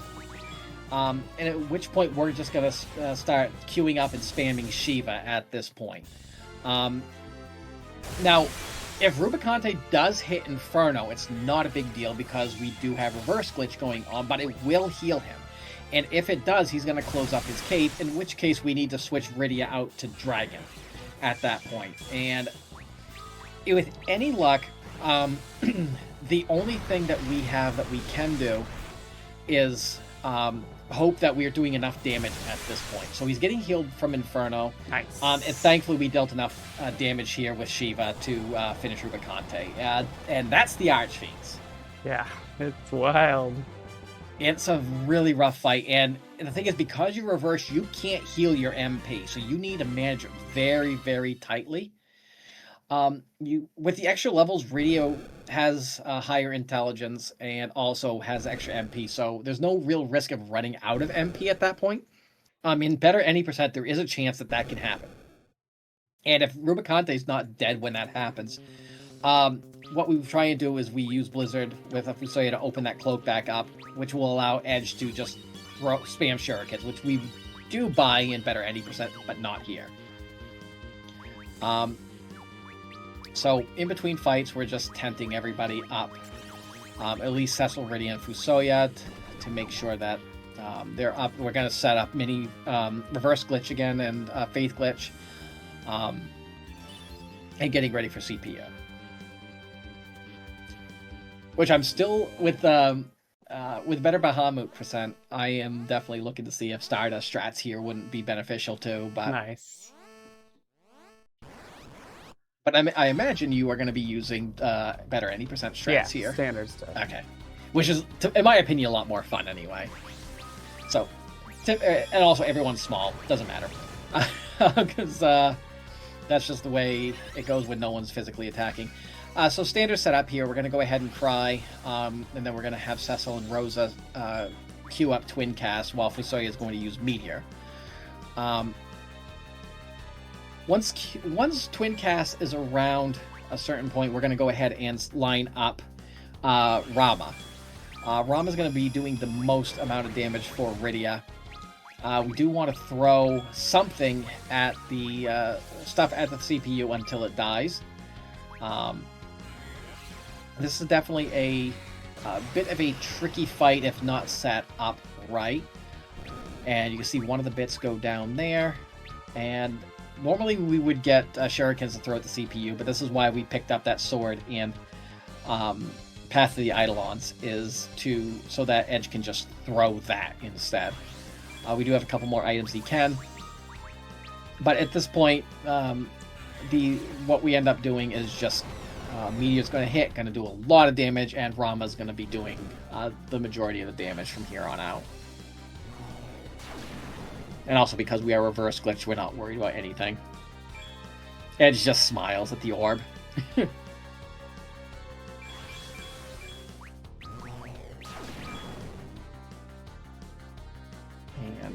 And because Edge has draw attacks, he's just tanking everything. And there's the CPU.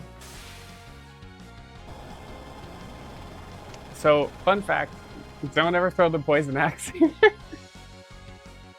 Yes, you never want to throw that. I wouldn't call it game over, but you would have to go get the Ogre Killer at that point. Yeah.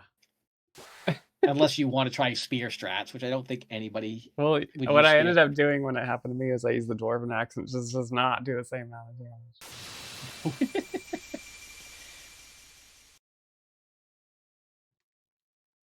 All right, we get a little story time. We do get a little story time, and actually, this is a little bit of added content to the 3D version, because we get to play as Theodore for a little bit. Do you want to talk about that? Sure. Yeah. So we get to play as little Theodore.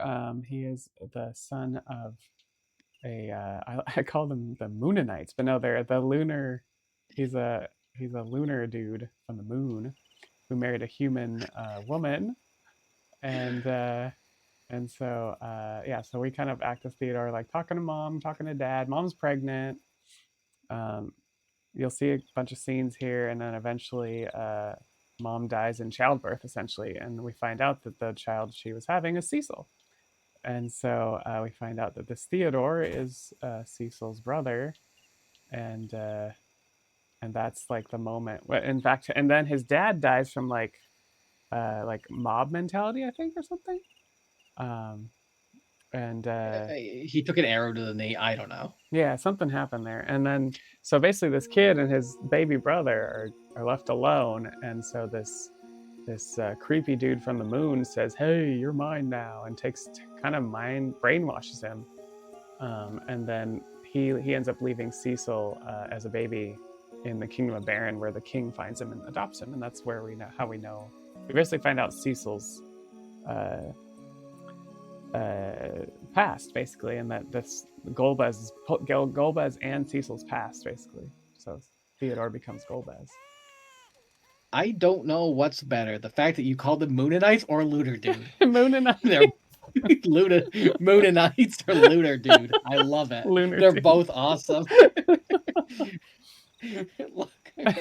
Well, he was a lunar dude. Look, absolutely gender has no meaning for the lunar dudes.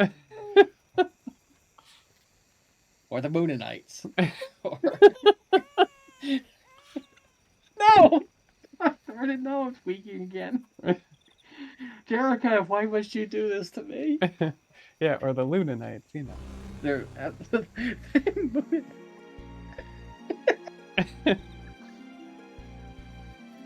oh my god.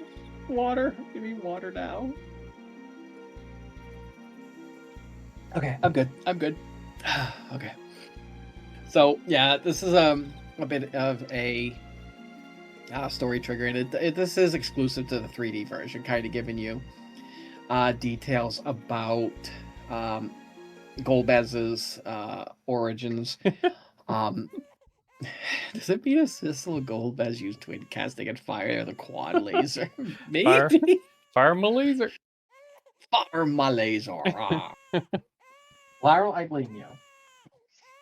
Meow. My cat is just, her ears are pinned back and she's just meowing at me. Did you have food? I hope you had food. You're not biting me, so it must mean you're fed. As long as she's not scratching the furniture, because I'm sure she's looking at my furniture like it's a piece of meat ready to scratch. Well, who scratches a piece of meat? What am I talking about? Oh, and guess who? Anyways, cutscene over somewhat. Yeah, guess who we got back? Is it Tella? Please tell me it's Tella. Oh, not this guy disappointment. again. Disappointment. Listen, he's betrayed us twice. We're gonna go right to the moon. We're gonna meet up with the other Moonanites, and he's just gonna leave us for another shiny rock. Yeah, like you do. Like one does. Like one does. So we get, speaking of backstory, we get a little bit of Kane's backstory too, and how they are they became the best of friends.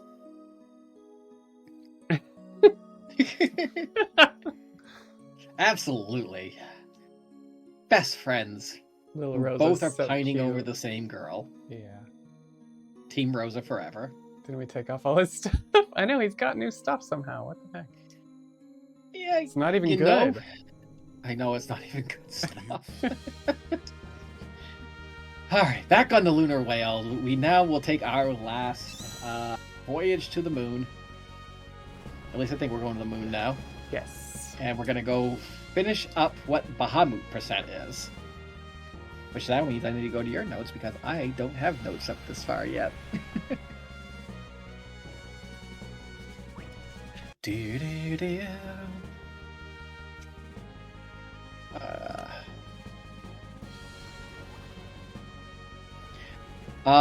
Did you go to Tamra a second time? I might have been not no, I paying didn't. attention. So you need to return to the Underworld. Shoot. Where's my status? 9? You got 9. Frick. Your notes say buy 4 to 8 more. Yeah, I forgot about that. Laurel, stop scratching the furniture. Gosh darn it, Laurel. Are you just punishing me for naming you Laurel? I don't think I've ever gone to the Underworld in this. Can you go into the Underworld in this? No, I believe you need to swap out for the Falcon. That would be cool. It would be cool. All of a sudden, the dwarves are like, what is this? Laurel, I'm trying to hold you, and you're not even letting me.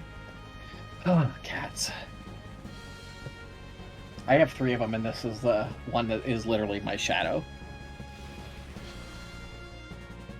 Of course, she gets bullied by the other 2, but... So yeah, we're making a trip back to the Underworld because we need to stock up on some more Stardust. If only our money routing was a little bit more fruitful, then we could just get all the Stardust we need in one go, but unfortunately we can't. Yeah. Yes, Laurel, I agree. That's not fun. Make a second trip. It's not very speed friendly. See, my cat's agreeing with everything I say. If you don't believe me, just ask me.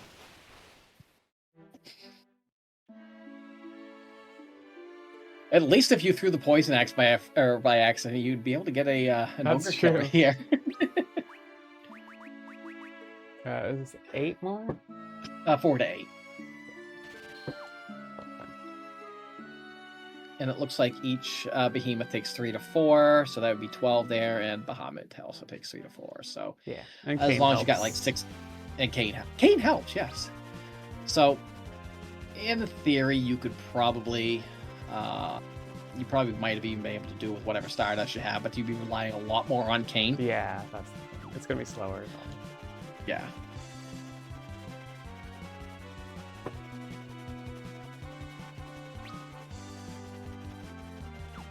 And unfortunately, I've not seen the Behemoth fight, so I'm learning new stuff today myself. Laurel, you are creeping me out right now, cat. Come here, girl. Come here. I know. If I was on camera, you would now see this cat. But I do have her purring.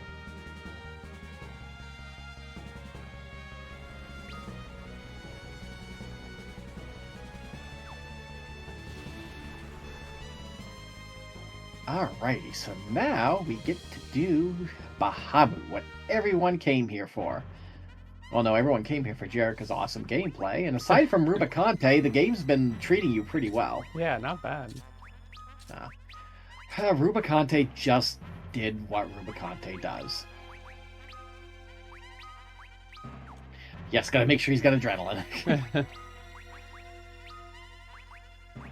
At this point, there's not too many more menus we need to do. The bigger menus will just be making sure for upkeep for a reverse faith. Yes, Laurel, I know. So 3 Behemoth fights and then Bahamut. And I am excited to see how this goes. Yeah, they're pretty fun. I don't even remember what this dungeon looks like. I mean, I imagine it looks like the Lunar Subterrain, but...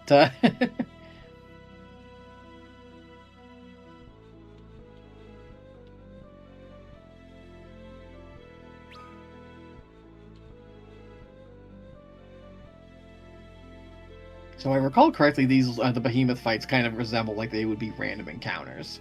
Yeah, they just kind of show up on the way. Yeah.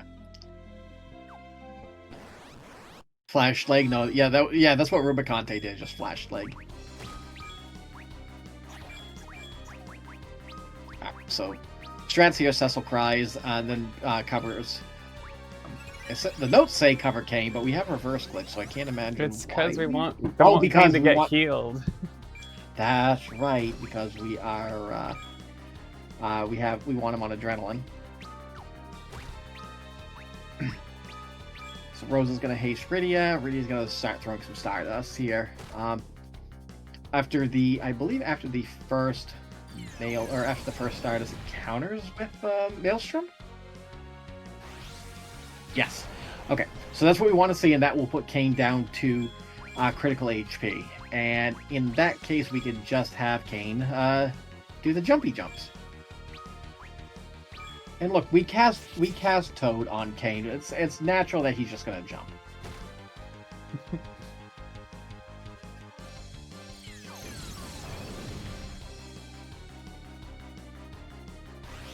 You can see just how much damage that's doing with the Stardust. Oh, and he missed. Oh my gosh. Oh, Kane. Kane.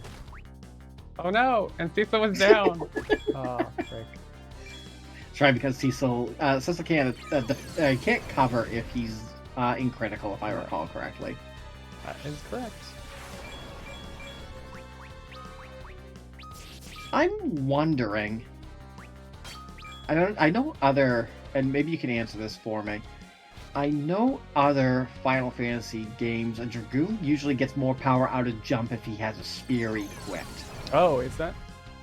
I know in others that's the case. I don't know if it's in this one. If that's the case, then keeping the Gungnir on him until we get to... Although he did max damage there, so... Yeah, when he jumps, he max, and then if he attacks, he does half, so... Okay, so it doesn't matter at that point, then.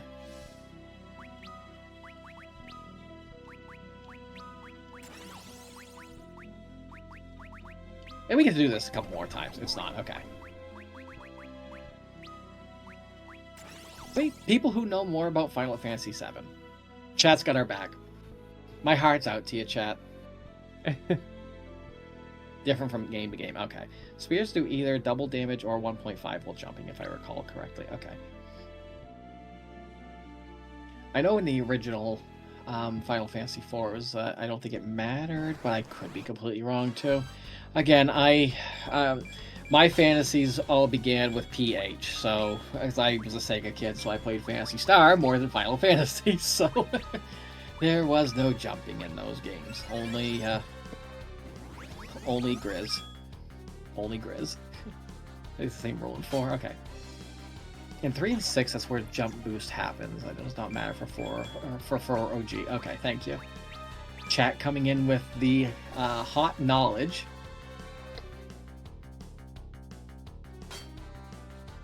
I honestly didn't even know Kane could miss a jump, but I guess I learned. Oh wait, I knew it because I've seen him miss Barbaricia. So...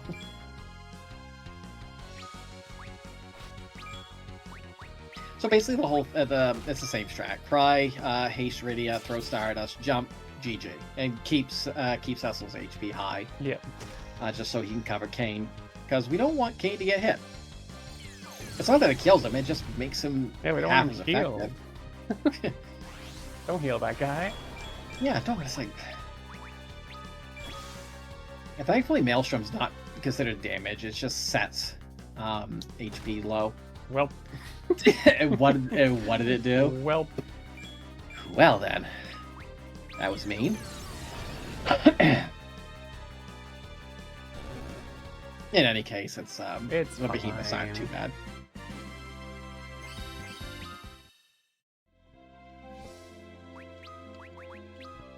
We get one more of this, and it's just going to be the same thing. It's kind of like the door fights, to be honest.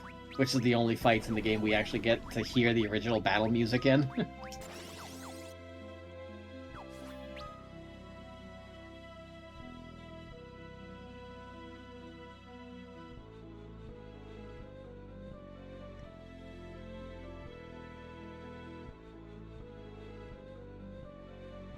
Almost to Bahamut, but it's just got one more behemoth to deal with, though. Yeah, so reverse is normally what Luge, the second Luge fight does.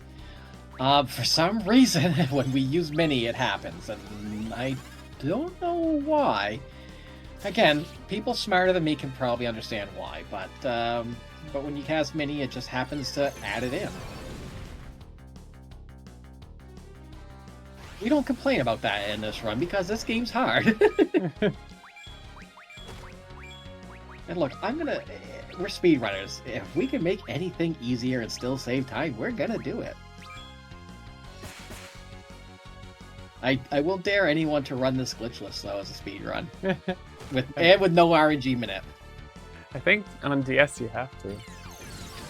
Yeah, I'm sorry to any of the DS runners out there this game. I am so sorry. You don't get the cool, the cool reverse faith. They don't get the RNG manipulation. Do they even get quick save? Maybe. I'm not sure. I haven't played it. It's been almost 20 years since I've played the DS version. I don't have it anymore. Sad face. I got like one DS game and it's Golden Sun Dark Dawn, and I am so sorry. And my two 3DS games are Dragon Quest VIII and Link Between Worlds, which I am not sorry for those ones. Yeah, Behemoth really likes punching Kane.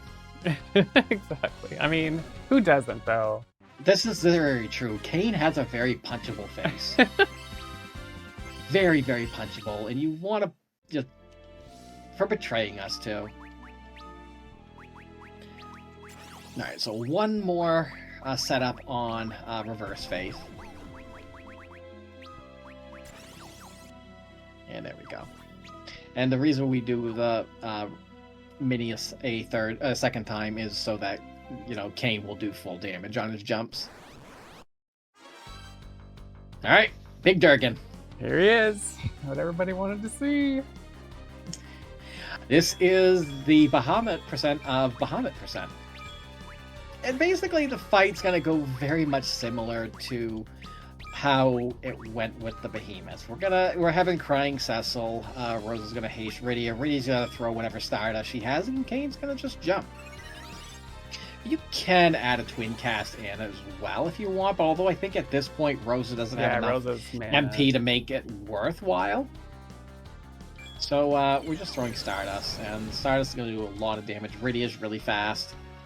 The only thing that could possibly speed this up anymore is if somebody like Edge had Bard Song instead and could use Haste March, but experimenting. Still a couple things I want to experiment with on that.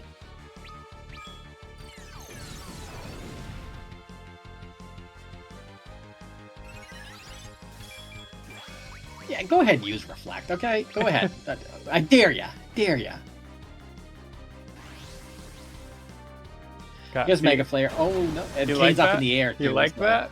That's Kane's right up in the air and is still in his adrenaline phase. Love it.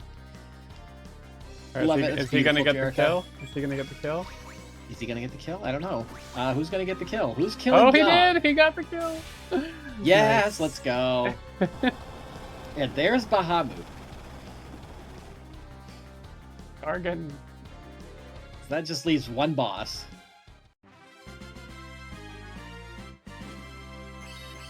And then we will be done. And of course, we have the longest dungeon in the game, but well, you know, this is where we could just shoot the breeze. I don't know with what. Okay, I'll make the breeze. I have a fidget spinner right here. I'm making the breeze. Oh, yes, they call me the breeze. How do you shoot it? Well, Laurel, get over here. Shoot the breeze. I'll even sing it. No, I don't want to sing it. I think we would lose viewers if I started really singing.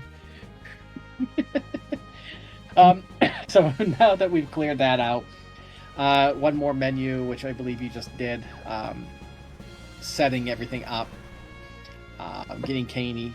Kane's already been equipped, so we have that. It's basically just, I believe just setting up Mini, if I recall correctly, before we actually get in to the Lunar Subterrain.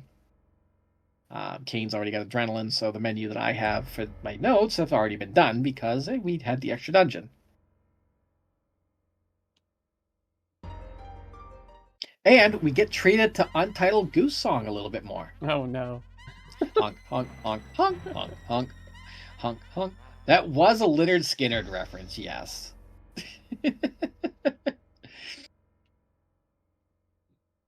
That was very much a Lynyrd Skynyrd reference that I was doing.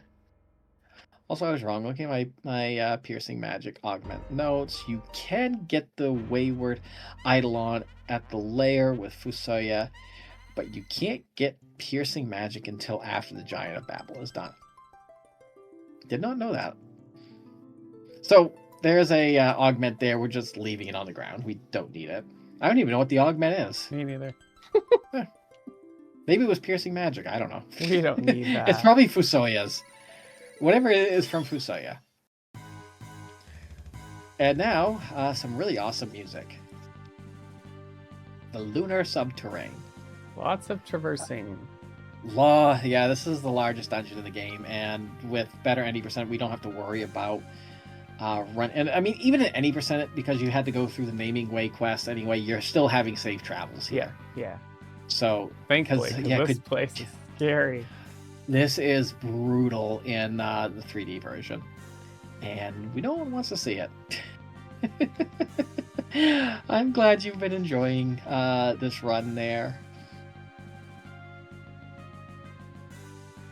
My commentary skills tend to go towards the chaotic, and and Jerika's being here and hanging out with you for this run. I'm beyond honored that you wanted me to do commentary for your run for Questing for Glory, Jerika, and it's been an absolute pleasure to hang out with you for this. So thank you again for having me on. Yeah, I'm so glad you could come. You could do it. And it's like, look, I know you're an elf and I'm a dwarf, but we can put aside our differences for the sake of a good run, right? I guess so. Until Team Rydia versus Team Rosa. And even though I am Team Rosa and you're Team Wrong, it still doesn't mean we can't be friends. As I mentioned, my commentary style tends to go on the way of chaotic a little bit and very emotional and like expressive. So I do enjoy doing these, and dwarves are best. And trust me, I'm sure I'm not like, I mean, I'm like 5'5". I'm sure, especially like my like most of my partners are like always like over 6 feet. My wife is over 6 feet tall. So I'm tiny, so I always say I'm like a dwarf, and my wife, she's my guardian orc, so don't ever mess with my wife, because she is an orc. So, and she takes pride in that, so it's not an insult when I call her that, but, yeah, so I tend to dig holes, and usually it's me digging holes by saying the wrong thing. I do that sometimes. Lara, stop scratching the furniture. Thank you. But yeah, it's been an absolute gem to do this with you. I absolutely love Final Fantasy IV, and I am one of the few people in this world that loves this version more than the original or even the Pixel Remaster. There's a lot to love about this game, and while it is a lot more difficult than any of the other versions, in my opinion, it's a lot more rewarding. Yeah. That's why I like it anyway. It's just a fun one. Yeah, and they, even though it's considered a 3D remake, it's not like, say, the Final Fantasy VII remake, where it's just like a completely different experience. This still feels like the original, and even with the augment system added in, there's not a lot of customization in the original. So this definitely adds to it, and which is kind of a commonplace thing with Final Fantasy games, is that you get a lot of customization options no matter what the game is. 4 kind of lacked that originally, and this gives you a little bit on that. So getting to the rest of the Subterrain, there is going to be a couple chests that we do pick up, and they're both Fuma Shurikens, letting Edge do some pretty good damage a couple of times anyway. But mostly we're going to be using our Demon Wall strats for the most part, and hoping that Zeromus cooperates with us. And Kane doesn't miss. And Kane doesn't miss, yes. We need that too. Also, the inside the Giant of Babel song playing again, and the trumpet in this just, it melts me. I've like swooned over like so many instruments, and by that I mean like violin, harpsichord, or bagpipes are a few of my favorite, but a really sad trumpet will just get me going every time too. I blame estrogen. I mean, I thank estrogen for that. Which is still hard to believe after that today marked 5 years for that, and I'm like, oh my god, I can't believe that 5 years has already happened. GG's on that. Thank you. One more Fuma Shuriken.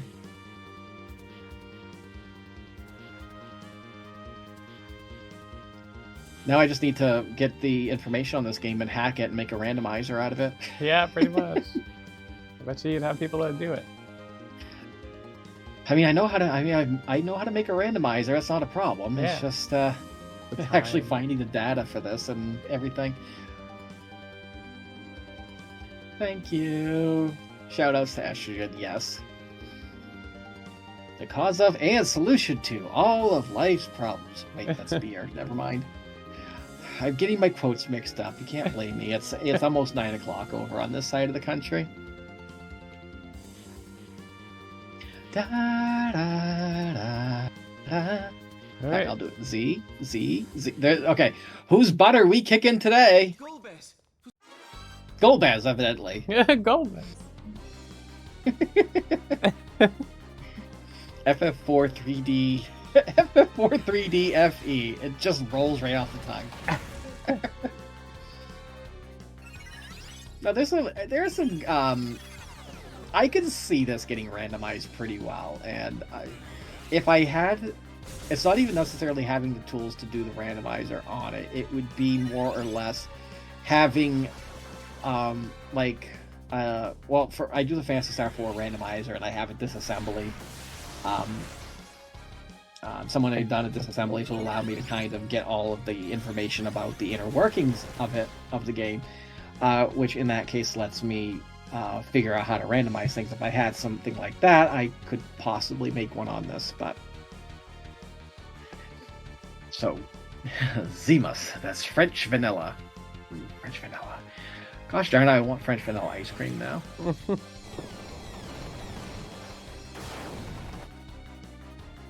All right, we got him. We're done, right? Yeah, absolutely. What a nice kill. We didn't even need Kane. We didn't even do anything. We didn't need Benedict Kane, after all.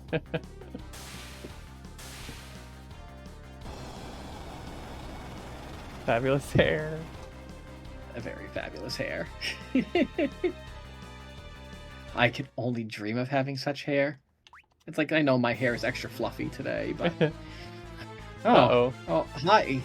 Who's this mosquito guy? I can't unsee it now. It does. The face does look like a moth or something. It's been Mothman all along. Yeah. I knew it. It broke damage limit, so we know Fusoya didn't have the augment. Golbez, use the crystal. Fusoya, why don't you use the crystal? Yeah, right? You're not corrupted by it, or like Golbez is. Exactly. Golbez, you just throw it to Fusoya and say, you use it. I can't do this. Is that Sonic? Is that Sonic? Gotta go fast. Jerika, get out of my head.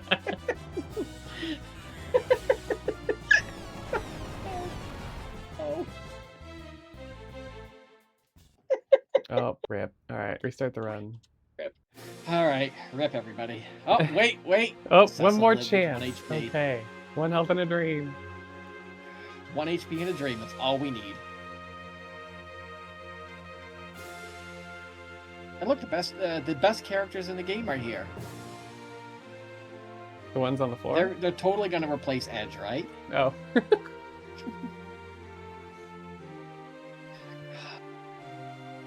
Well, I guess they heard me squeak. I thought I covered up before my squeak let out, but they heard me evidently. No. We no. Lunarians love their hair. Excuse me, they're called Moonanites. Moonanites! From now on. or lunar dudes. I just say things when I can't think of the right word. I feel that. Oh yeah, well, there's Yang and what's his name again?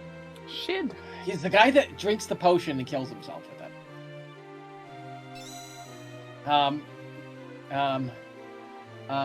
Todd. Okay, yeah. All right, there they are. I know, for some reason their spirits are here and they're literally just sitting in front of you. Yeah, it's weird. Golbez, my brother, do not turn to the dark side.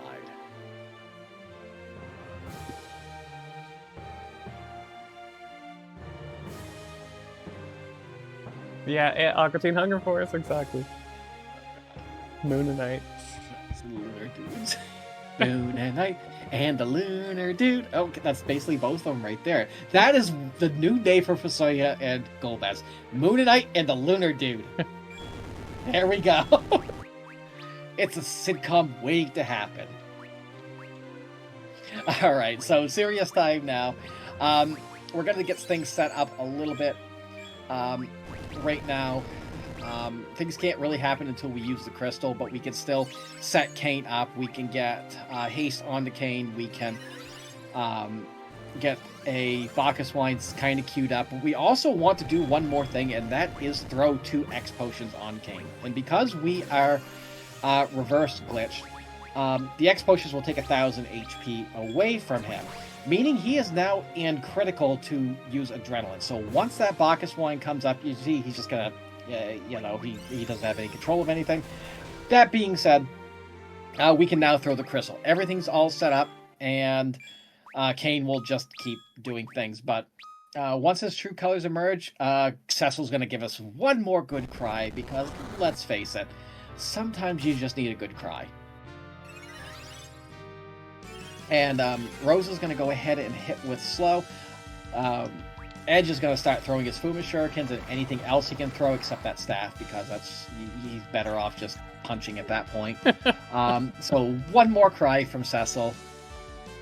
And we're going to be basically repeating the same process we used against the Demon Wall, and that when Kane's ATB bar fills up, we're going to get into a menu, and likely it's going to be Edge's throw, but it might be Cecil's cry, and we're just hoping that Kane hits as much as possible at this point. And of course, Kane's going to be Kane at this point, isn't he? I'm going to keep throwing with Edge a little bit. Rydia can't do anything because we have her playing Haste March, which is what is allowing Kane to get so many attacks in like this. And as a reminder, we are opening this menu to pause the rest of the ATB. So Osmos is going to hit, and everyone's HP is going to get, or MP, excuse me, I believe is going to get restored by that. And not that it really matters here. But we just need Kane to just keep punching like that. And the extra damage from the Poison Axe definitely looks like it's showing more here than it is. I think it must have been levels. Yeah, I think you're right. The other thing that is possible to do here, you could very well twin cast for a little extra damage, but it's not really necessary. Unless you feel like Kane is missing a lot, then you can get a twin cast out. Cecil only has enough MP to really get one Ultima going, and that's time. Sorry, I should have called that earlier, but that is time. Wow. Kane was doing so much damage. Edge got the kill shot by throwing the Gunger or whatever. Oh, wow. GG. Thanks for all the GGs, y'all. That is Final Fantasy IV 3D, better Bahamut percent. It's better than Bahamut percent. And it's better than any percent as well. But not better than better any percent. I still like that one better, but this one's a good one. So yeah, thanks for being here. Thanks for the opportunity to show y'all this. Jerikandra, you can find me on Twitch. Jerikandra, run this and 9 other games. And I'll let Ari say some stuff about herself too. Some stuff about myself. I am on twitch.tv/Lady Ariana. I mostly play casual games these days. I will still speedrun a little bit. Phantasy Star Randomizer is kind of my baby, so if you're a big fan of the Phantasy Star series, I suggest checking out the Phantasy Star 4 Randomizer on that. I do run this category, or not this category, yeah. I do run Final Fantasy 4 as well, hoping to maybe race you in the future at some big event there, Jerica. So Team Rydia. Hopefully stay tuned on that. What was that? Team Rydia. Team Rosa. All right, with that, I just want to say thank you, Questing for Glory and RPG Limit Break for letting us showcase this today. Yes, thank you very much. Everyone, have yourselves a good rest of the marathon. Take care, everyone.